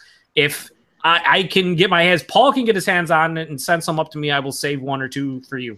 I'm sure we'll do a trade at some point, whatever. Or just send beers. I don't even trade, Paul. I just send beers, whatever, it doesn't matter. But that is a beer that I think you would love if you want to try something in that realm that isn't, I don't know. It is Imperial, but it's fucking so good. It really is so good. Oh, that sounds good. Mm-hmm. Other ones that are good, Imperial Pumpkin Ale from Weierbacher. Sorry, the best Michigan brewery ever, right, Greg? Weierbacher. It's pretty good. You can readily get that one here. Autumn Maple from the brewery is another bigger beer made with yams, I believe, roasted yams. Mm-hmm. Oh shit! There's just so many pumpkin beers, man. There's just a lot of them are just shit. Honestly, they're just shit. You would have thought it would have died by now, right? You know what? It's the problem. It has a lot, and it's gonna. No, the pumpkin beers will never die as long as the other marketing avenues like Starbucks and McDonald's, and Timmy's, all that shit does more pumpkin shit. I mean, it sells. It sells, even though we're not. But we here at this point. Yeah, we're in a different place than a lot of people are. We've been there, done that with a lot of styles. You hear people nowadays, no, why not releasing more IPAs on it? It's like because they fucking people like them and it makes them money. I'm not happy when fucking a brewery comes out and 90% of their beers are fucking IPAs, but if that's what sells out and that's what they're doing, then I just whatever. They can do that. They gotta make money, right? I love IPAs. So do I, and it's not. And so many people are like, "Oh, it's a fad," and like the New England style is a fad, and this is a fad, and it's like it's not because it just keeps on happening, keeps on. It's gonna be here for a long time, and it had, like, and it's making them this. It's all about this money. Remember when people came out and said barrel age? Yeah, remember when people 3-4 years ago barrel aging is a fad? Sorry, but it's like everybody does them now, and some are good, some are shit, but everyone does them. It's not a fad. People enjoy that style. People want a fucking spirit barrel-aged beer. I just want Yeah, just a good one, and some are good, and some are really not good. Some really poor.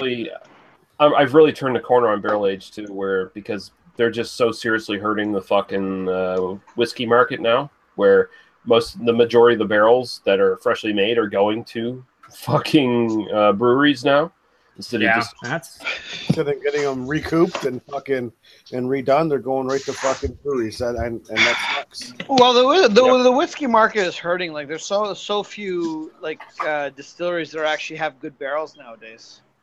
Yeah, and you don't have, and one of the reasons you don't have age statements anymore on fucking whiskeys now is because they just don't have the barrels to fucking hold stock for any number of years now. They have to get their product out, and now they're resorting to mixing their stuff down to like 7 or 8 years at the sort of bottom line right now. It's kind of the cutoff. The only thing I gotta say for that is like barrels are made of trees, and there's lots of trees around. Do you think they could be able to keep up with the demand? Nick, you know we need trees for oxygen, right? We can't just we can't just destroy the entire. I'm not advocating more trees to be cutting down. I'm sounded like you were. Sounded like you didn't want to live and you wanted to drink barrel aged stuff. That's what I heard.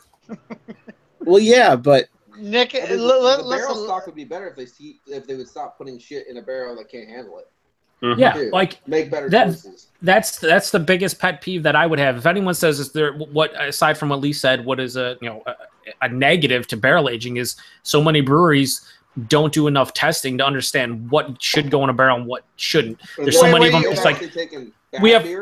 Wait, Joe, are you? Like barrel aging an IPA and an entire style that relies on. Well, I'm talking more. Here we have this amazing. We have this awesome imperial stout. Well, no, but even the places that here's our imperial stout. It's 8.5%, 9%. It's fucking an awesome imperial stout. But maybe it's already a little thin. Maybe it's already not super pungent with the flavors, and they just throw it in a barrel for a year, and they're like, oh, everything's gonna be great. Then it comes out, it's super thin. The barrel dominates. The base beer gets lost, and people are like, well, this isn't that good. But they did that because the 150 from Innocent Gun that just recently came out. They had a bland, flavorless barrel that dominates. No, Nick. What you mean to say is what you mean to say is anything from Innocent Gun for the last 5 years. I was going to say exactly what Greg said. I was going to say a little quieter, maybe not as. I've had places where it was a regular milk stout. They put it in the barrel. Why the fuck would you do that? Because it wasn't selling, asshole. Is that it? To make it special. That's why the best fucking barrel aged beers are the ones where people actually brew the recipe specifically to go in a barrel. Yeah, that's what every single brewery should do. Like Amsterdam Double Tempest, they actually made a heavier version of their imperial stout to put in a barrel. Exactly. You cannot buy Double Tempest unbarrel aged because it's designed to go in a barrel. Mm-hmm. Yeah. Well, I mean, I like to try it. One of the best actually commercially available beers. There we go. That Bourbon County. Their base imperial stout for that has never, to my knowledge, has never been bottled. Now they did Big John and Night Stalker, which were April Fool's Day thing. Yeah, they've done the actual stout with overly hopped, which I think was Night Stalker, and Big John was with cacao nibs. They never released the base one. Cocoa a lot of people, nibs, you fucker. It's cacao nibs, but that's cool. It's cacao. It's cacao nibs. It's one of those things where they've never released the base beer again, like readily available. It might have been at the brewery or whatever, because a lot of people say it's not a bad beer from the people who've had it. I believe, like brewery only, they say that it just isn't a great imperial stout. Well, that's usually how it goes. When you brew a beer to go in the barrel, specifically to barrel age, I'd imagine you don't really care how great it tastes outside the barrel because you're trying to figure out what the barrel's going to do to it. So it might be a one-note wonder, but if it goes in the barrel, what's it going to do then? And it might be this fucking chewy stout that like a lot of us would like, but some people would be like, it turns me off. And once it gets in that barrel for a year or whatever that you put it in there for, it thins it out where it still has a lot of heft to it. But if it was without the barrel aging, it might just be too heavy. There's a lot of things a lot of factors go into it. But the places that just throw whatever their staple beer is, or people go, oh man, that's a great imperial stout, throw it in a barrel, and they're like, oh fuck, we'll do it. Then it comes out and they're like, it's not the greatest. You see that so much. And the worst part of it is frustrating. They put it in the barrel, and then that great $6.99 imperial stout becomes $13.99 imperial stout, and it's actually worse than the original beer. Or the places that will throw it into the barrel, they'll be like, oh, we barrel aged it for 30 days, or we barrel aged it for 90 days. It's like, if you're going to waste a fucking barrel, At least put in there for 6 months. At least bare minimum should be 6 That- months. Charging more like that. The same thing could be said for like aging, cellar aged for a year, like the winter beard from Muskoka. Oh, Really? yeah, that's the biggest Charge fucking double. crock of, that's the biggest fucking crock of shit in the world. They Unless don't unless even the fucking do anything to the beer. They just fucking keep it in their basement. Yeah, they unless aged it for a fucking year and then charge double. unless the barrel's like super fresh, super wet, like it.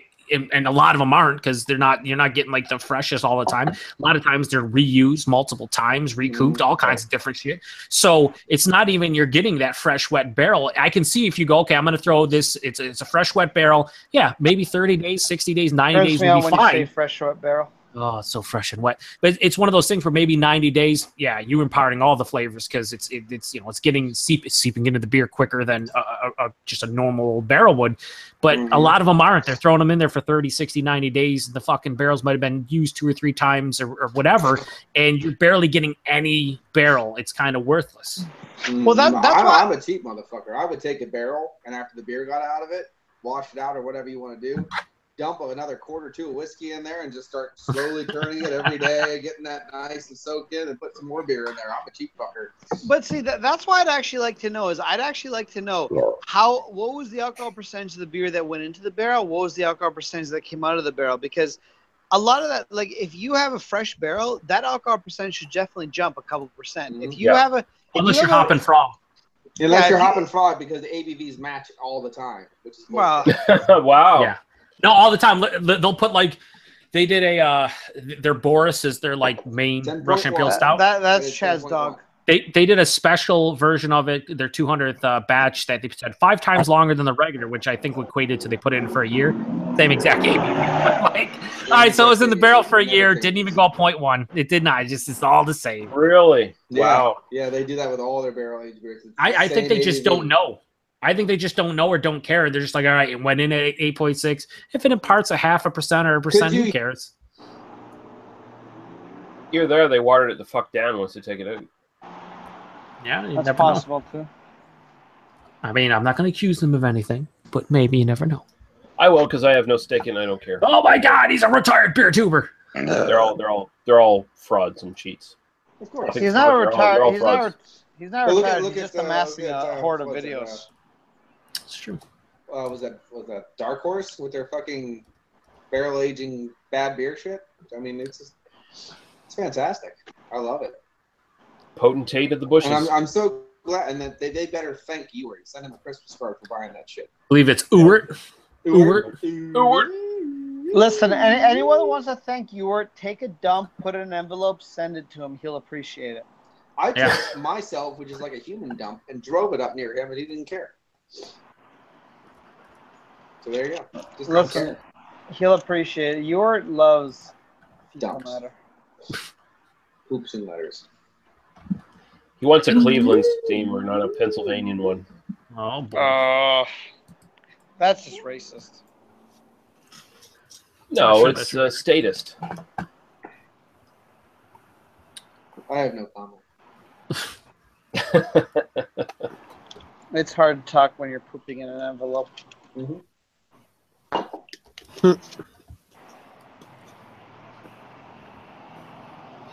Yep. Awkward silence. Oh, Lee's done. What the fuck happened? You He's said pooping fuck in the right up. envelope. Lee's gone to masturbate. Thank God. About time. So Joe. Joe's gone too. No, I see what happened now. No, Joe's still here. No, he's muted. Joe is masturbating to a lady that he had over earlier tonight. My lady, I still smell you on my face. What the fuck? Maybe average dad was on Poon Patrol and he found a fucking Oh, he found some poop patrol, and Joe had to like dislodge his jaw. Greg, you are a fucking gross person. You're just gross. I'm disgusting. Listen, I'll tell you like, listen, I went home with an Indian chick for my work today, and I wanted to fuck her, but I didn't fuck her. did So you say that's it. Indian or Indian? I wasn't sure. No, Indian, as in Indian. I was like, some goddamn Indian down here. but she's very white. She she shaves her pussy and all that shit. Like none of that Harry so Bush she's stuff. civilized, unlike those heathens and savages. Yeah, we're getting off the rails. Those savages. Yeah, no, it's not that massive forest of a bush thing. No. So she's definitely nice and clean down there. I'll fucking hunt the tiger. I don't care about going to the jungle. Well, I'm not saying there's anything wrong with it. I'm just saying when you're eating that pussy, it's nicer when it's shaved. And I'm telling you that from experience. Yeah. Joe does not fucking shave his shit, and it is not a pleasant experience. I know. Sorry, Greg. Just for you though. She'll be a good bitch now. What, Joe? So you're saying you fucking shave for everyone else, but you bush it up for me? Bush. Only for you. You fucking terrorist. Go strap some hot dogs to your asshole and pump and blow that shit up. It is international. If you want me to, but you got to deal with the butch afterwards. Now, I'm not saying you can't sell those hot dogs afterwards at a sporting experience such as the Buffalo Sabres games, but every Buffalo Sabres game is an asphalt explosion. Yeah, it is, unfortunately. Wait, you equated sporting experience to the Buffalo Sabres? That's weird. Well, I know nothing but hockey, but I just wanted to take a shot at Joe. So there you go. No. There you go. Wait, say that again? I'm too slow. I assume at every Buffalo Sabres games, there's a bunch of guys, a bunch of frat boys in the corner masturbating furiously, and that's sporting, isn't it? Usually. Oh, you were to. Oh my God, you were to here. Let's talk about everybody. I gotta go. What's in the house, baby? Your favorite Paul YouTube left. Your favorite buddy raining on your parade just wanted to say hi to you. Oh, Ewart loves raining on your parade. Who's that? Ramblin' Ewart, get on board. Oh, Paul YouTube News is back. Who's that? Who's what? Raining on your parade. Fuck that guy. No, your best friend. You just wanted to say hi. Who's that? Fuck that guy. He talked about how you guys hung out in Michigan this week. He talked when about you were ignoring Paul. How you guys had a parade in your butthole. He was telling us about how you took him around in Detroit the other day when Paul was in town, but you ignored Paul for raining on your parade. I was in Detroit. Why didn't you guys meet up with me? If Raining on Your Parade was anywhere near the city of Detroit, I'd run him down like a piece of shit rat from Alberta. You don't own the city of Detroit. This contradicts everything that Raining on Your Parade said about his enjoyment level of hanging out with you, the places you took him, the fact that you didn't hang out with Paul. He said it was a fantastic time. There are conflicting stories. The fact that he pulled your cock out. He said that he did a live performance in your car of his fucking metal band. He said that. He told us, and you were headbanging and everything. That was not a live performance of his metal band, and that was not headbanging. That was head in a car. Oh, I misunderstood that. Oh God, that's on me. That's on me. You missed the nuances. Yeah, I'm sorry. I got that mixed up. Posted a link to his YouTube channel about his band, and I just assumed to try to put one and one together, but I'm Polish. It happens. I'm sorry. Well, I did review his metal band, and I will review beer from your area as well. Well, shit. You from my country, though? I think you have the market cornered. Lagers, ales, and porters. Where's the stouts, though? That's a different style. Oh. Exactly. It's a whole different beer. Do you have stouts in your country? Doubtful. We have porters. I don't know about stouts. Yeah, that's weird. A stout porter. Stout porter. I don't like stouts. They're too stouty. No, that's true. I get that. Oh, I just love my mimosa fucking fruits. I just love my all I heard is that he loves his men. I thought he said he loves meth. Mimosa. There's nothing wrong with it. I think Chris just said he loves meth, and that's hey, it's no big deal. So wait. What's a mimosa? Is that when the dude eats a lot of pineapple beforehand? Oh wow! Like another mimosa? No, they got to eat a lot of oranges. No pineapples. Okay. It's I think it's mimosa harvest season. Joe knows the trick. No, actually, a mimosa is just when you eat a bunch of mimosa fruit. Yeah, that's true. Would you care for another mimosa? An ejaculating man. Oh, that's The Incredibles. That's what it is. Ellen Parr, great ass. Nick, there's this thing. It's called being live. You're currently still live. Yeah, I know. We're still live. We only have one viewer, thanks to Greg talking about men and masturbation and all that. I'm pretty sure that was Greg, Paul, Lee, and Ewart, and me, and everyone else. Yeah. Don't blame me only for it, Nick. You I fucking. didn't talk about masturbation. I'm saying that maybe Ewart will add some entertainment value. Ewart adds nothing. Wow, what a fucking stretch you're fucking throwing up there, Nick. I know it's a fucking stretch. Listen, I will Nick, never add anything. Just like any vagina ever. Ewart sounds fucking half dead. Like he sounds like he's really tired. Like, Dude, he just kind of. Everybody on this chat sounds fucking half dead. Come on. Based on 95 and like hot, humid. Except for Joe doesn't sound half dead because he's fucking talking the whole time. I'm fucking right I am. I got to keep this piece of shit that show Joe? going. No, but I mean, yeah, I mean. fuck you, Nick. Joe is like a shark in a way. Okay, he has to keep talking just like a shark has to keep swimming. But if you he's gonna drown if he shuts up. But the thing is, if you flip Joe upside down, he dies. Yeah. There you go. Which is why no woman can ever ride Joe. Also, if you put a propane tank in his mouth and shoot it, that will also kill him. Oh yeah. Need a bigger boat, So that That's makes roughed sense. up. That's right. That's not nice. It's really messed up. It's true though. I never said it wasn't. I just said it's messed The up. thing is, it wasn't a propane tank. It was a scuba diving tank. A propane tank? A profane tank? Shut up, Greg. Shark ever was Land Shark from Silent Life. Land Shark? Candygram. Land Shark. Oh, okay. You know, movie's pretty good is Orca. It's like a Jaws ripoff, but it's pretty good. Orca is really good. I thought that was called Free Willy. No, that's a porn movie, but a guy flashing on the subway. Actually, now that I fucking think of it, Paul, we should cover Orca this summer.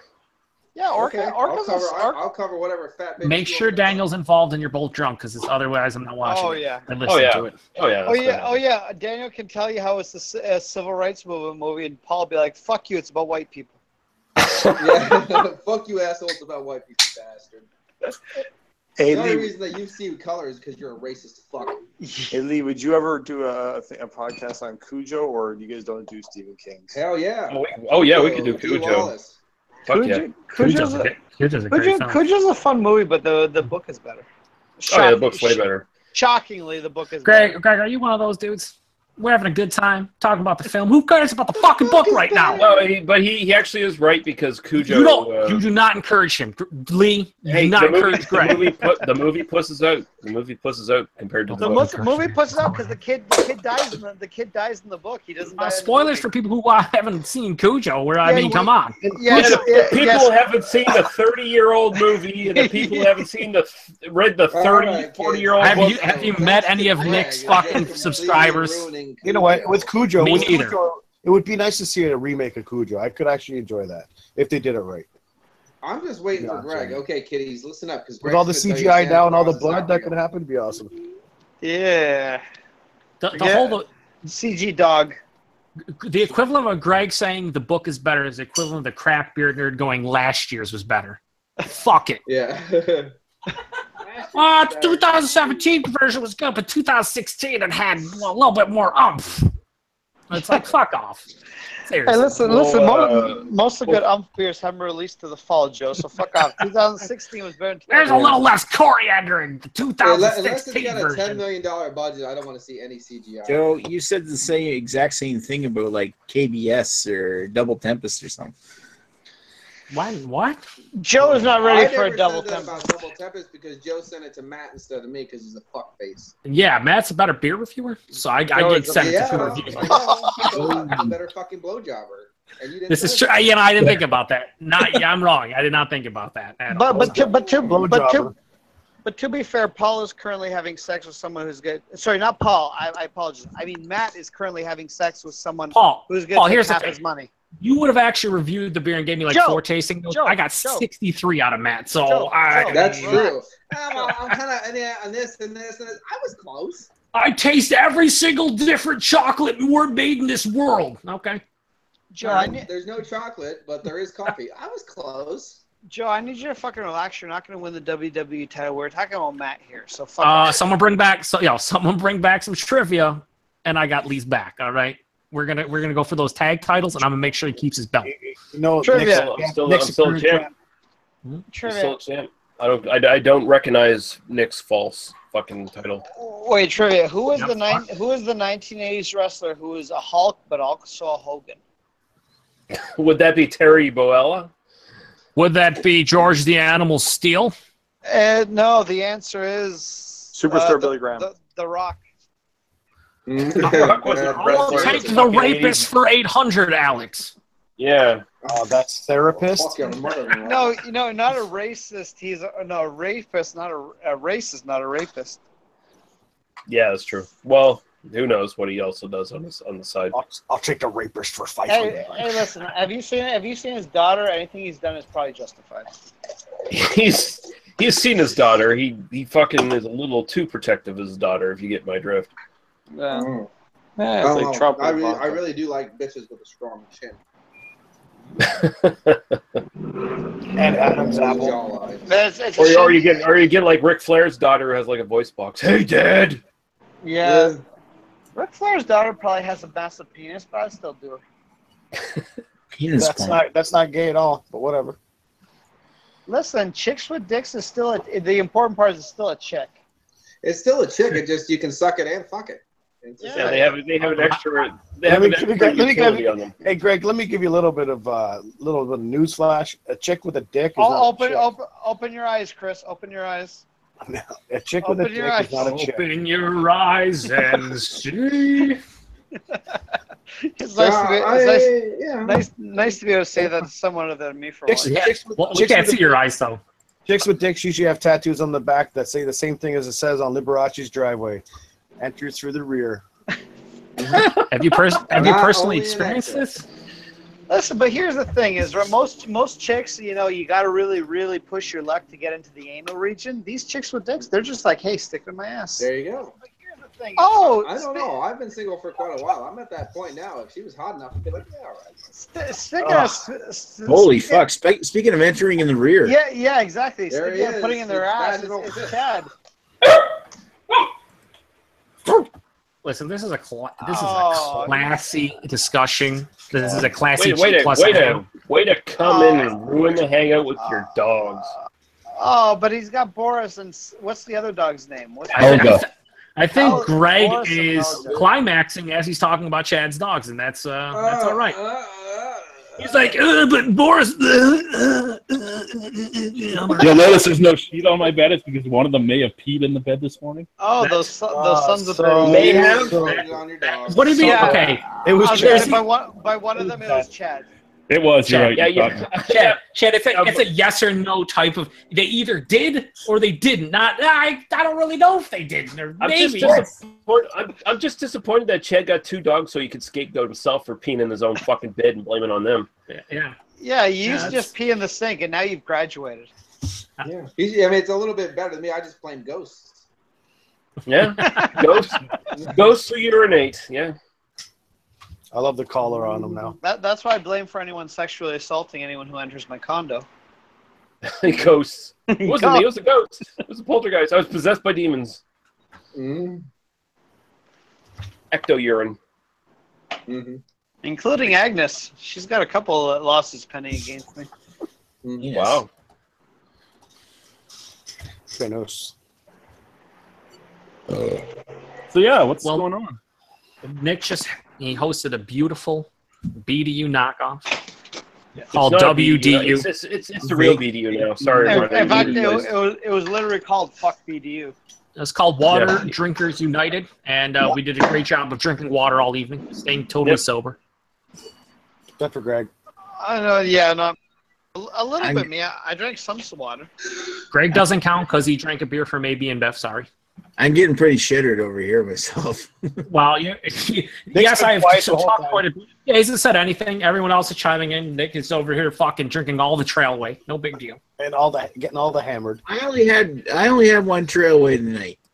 He's on whiskey now. He only had one, guys. Now he wants to debate us on how much Only one Trailway he's Trailway, but I consuming. mean, the other ones I've had, I had a 4 and an 8.0.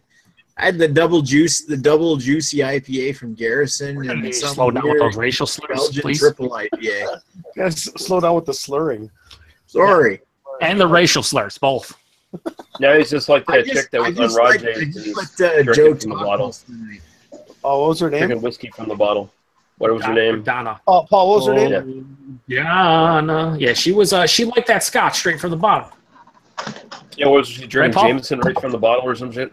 No, she was drinking like actual scotch. You're Oh, her talking name's Scotch from the Donna. bottle. Donna was her name. Donna. Yeah, Oh God. Yeah, she was. She was. Rhino was she on drank- that chat too. Yeah, she was. She drank a lot of the scotch. That Boris, was what's wrong? And cried That was on one of the- camera. that was one of the biggest shit shows I've ever seen. It was a show of shit. That, But that then again, just turned weird. Paul probably has 4 of the 5 top rankings for me when it comes to shit shows on G+. No, I'm pretty awesome. Yeah. He's still a high I got contender. medicated and then I really Yeah. get drunk. It's pretty awesome. The best is when he comes in and he's already drunk because it automatically goes off the rails, like instantaneously. It's a shit show. It is. Some of my worst shit show remembrances, are the stories that average Jazz told me about Joe when he's drunk. I would hold his hair out of the toilet and. Well, that's just funny. Classic. Now it's pulling not a his shit- beard out of the fucking toilet. Holy shit. Yeah, that's not a Helga. shit show. That's a vomit show. Helga. Helga. They don't absolutely no fucks given. I mean, if Joe throws up now, like the possibility of having half of it lodge into his beard is. It'll be like when Chad did the fucking Century Club and had that gross green Oh, that was / awesome. gray shit all in his beards, and all you heard was gurgling as he was vomiting. Oh, it was the most fantastically gross shit I've ever heard and seen in my life. I was watching one of the reckless eating things where they were at the VidCon or whatever this year, and one of their friends, Lofi Molasses, I saw it too. Dude, fucking cult moo. he vomited. Yeah, he vomited all over his fucking beard, like right into his beard, basically. It was the 10 beers or the 100 beers in 10 minutes, right? Yes. Or whatever. Yeah. Dude, Cult Moo is awesome. If you want to, I don't know if you're sub to him, Lee, Yeah. but Lofi, like when he gets any kind of aroma that he doesn't agree with, he just starts dry heaving, and it's fantastic. Just like that. So It he's like just whips the acting like garbage. Jay and reviewing Oh, that's the beer. the same with the guy in Reckless Eating, A3K, who Yeah. if he just sees something he doesn't like, he starts vomiting. Like it's that much of a weird reflex with him, where he sees But something he doesn't like. that also sounds like he's faking it, though. To be fair. No, he's not. He is not. Like No, I've neither talked is to Matt. Lofi. I have talked to Matt about it, and Matt is like, yeah, he has that gag reflex where if he sees something he doesn't like, he starts vomiting. Like it's that bad with him. The 100 beers thing, though, fucking The 100 beers thing is easy. Hair Pink and Chris and the fucking other dude, they did pretty good. Yeah. Yeah. What's his Blumgum? Yeah, Blumgum. Yeah, the fit black guy who can just like do all of them. Dude, he was getting like they were all obviously getting hammered at the end because they had like each of them had like 16 beers in whatever X amount of time, and they were feeling it. It was funny. It's a lot of liquid to consume without throwing up that quick. And I mean, they're not big drinkers as far as beer goes. Christ, Greg. Greg, Sorry for the Fast and Furious update, but Vin Diesel just shot by. Yeah. Did the fucking rock power bomb him through a car or something? Hopefully, let's hope. Shut the I was gonna say fuck up, Paul Walker would have come by, but it was a little too hot here. Yeah. That joke would have been funny 2 years ago.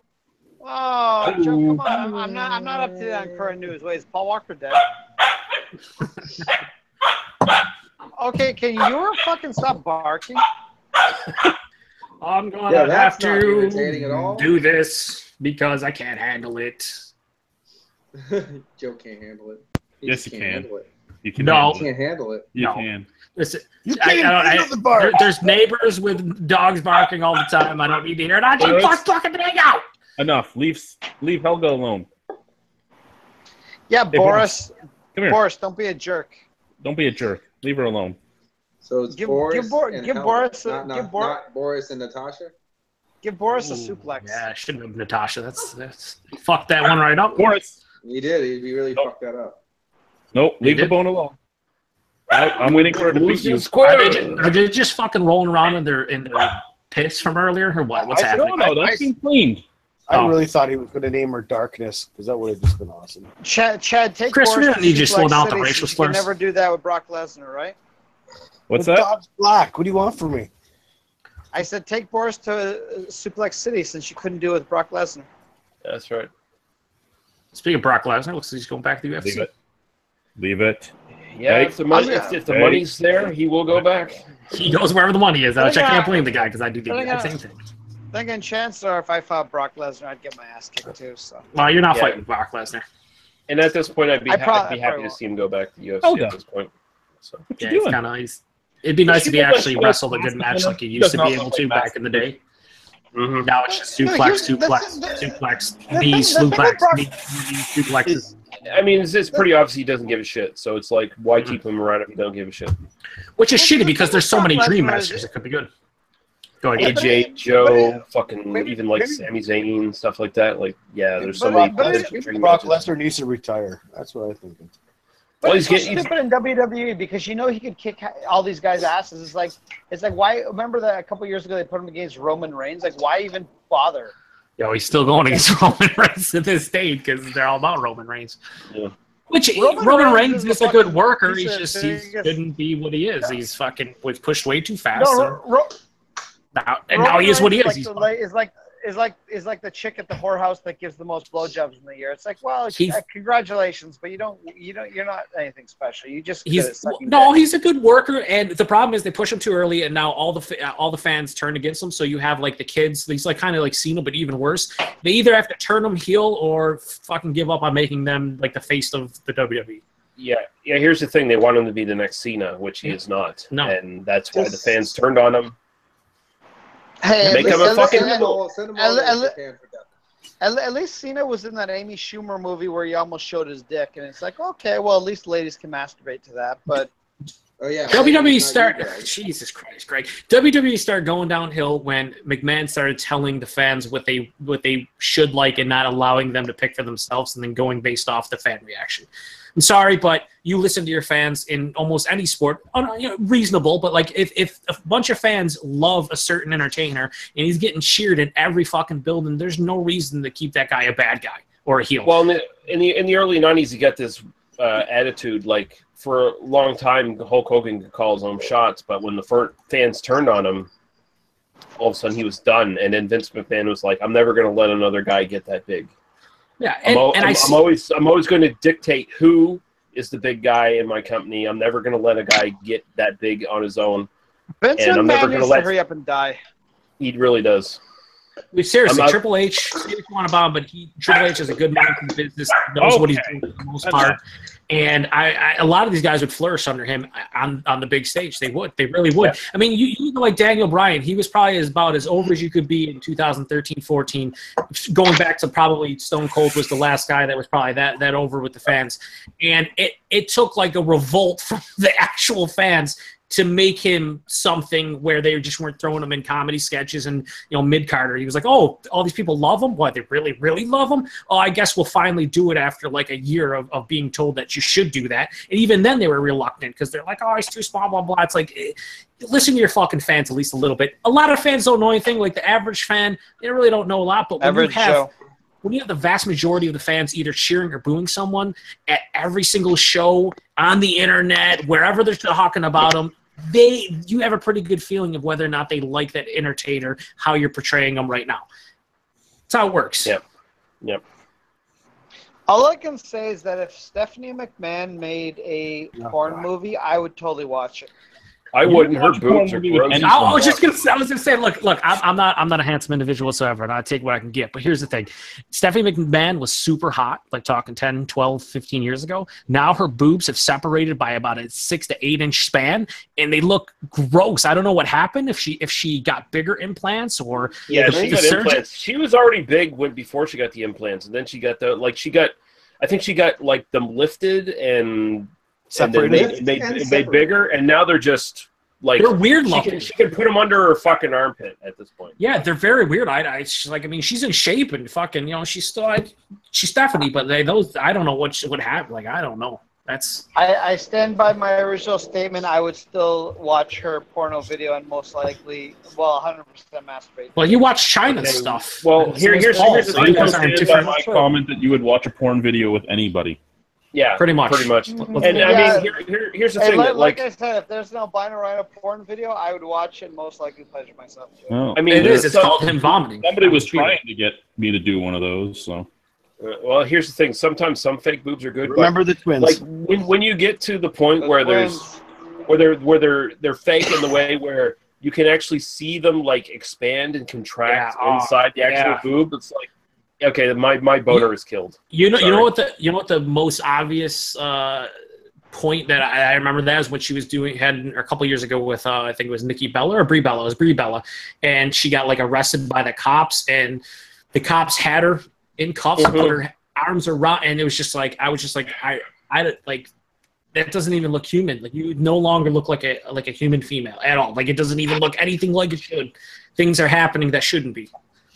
Listen, Lee and Joe, you two are a bunch of assholes. There's more to a woman than her breast. They also have vaginas, and I'm sure her vagina is just fine. No, I totally agree. There's more to a woman than her breasts, but when I'm her just breasts saying are it. freakishly disformed, Dude, I wish I have to. I don't want to search for it, Greg. You can I mean, search you for have to it. have some kind of attitude when you take something good and then ruin it. I mean, there's got to be. there is no good with. I don't find her attractive at all, anyway. But I mean, Yeah, to each their own, whatever. But those boobs are not. It's like not. It's just like it doesn't look. It doesn't look anywhere close to natural. It looks disgusting how they are. It's freakish. It's a goddamn deal breaker. It's like the fucking movie Species when Natasha Hendricks turns into that fucking alien thing. It's like, yeah, no. Done. Totally done. It's kind of. Fuck you, Greg, for even bringing it up. Yeah, fuck you, Greg. You fucking you, son Greg. of a bitch. Greg, that's on you. That's actually on you. You guys would all bang her, and you guys would all masturbate to porn videos. So fuck off. You would Not all fucking masturbate to Stephanie porn McMahon. videos. Sorry, Just I in have standards. general? Is that a general state? You should. Nick, also, Yeah. Nick, real Yes, you guys would all quick piece of masturbate to advice. There's this probably thing where you go offline. You probably should click that at some point soon, like very soon, just to click it. Yeah, But but before you do, can we just inquire on the latest news on whether Chris Peters killed that woman? totally did. Oh, Pickle he vision. definitely killed that woman. But here's the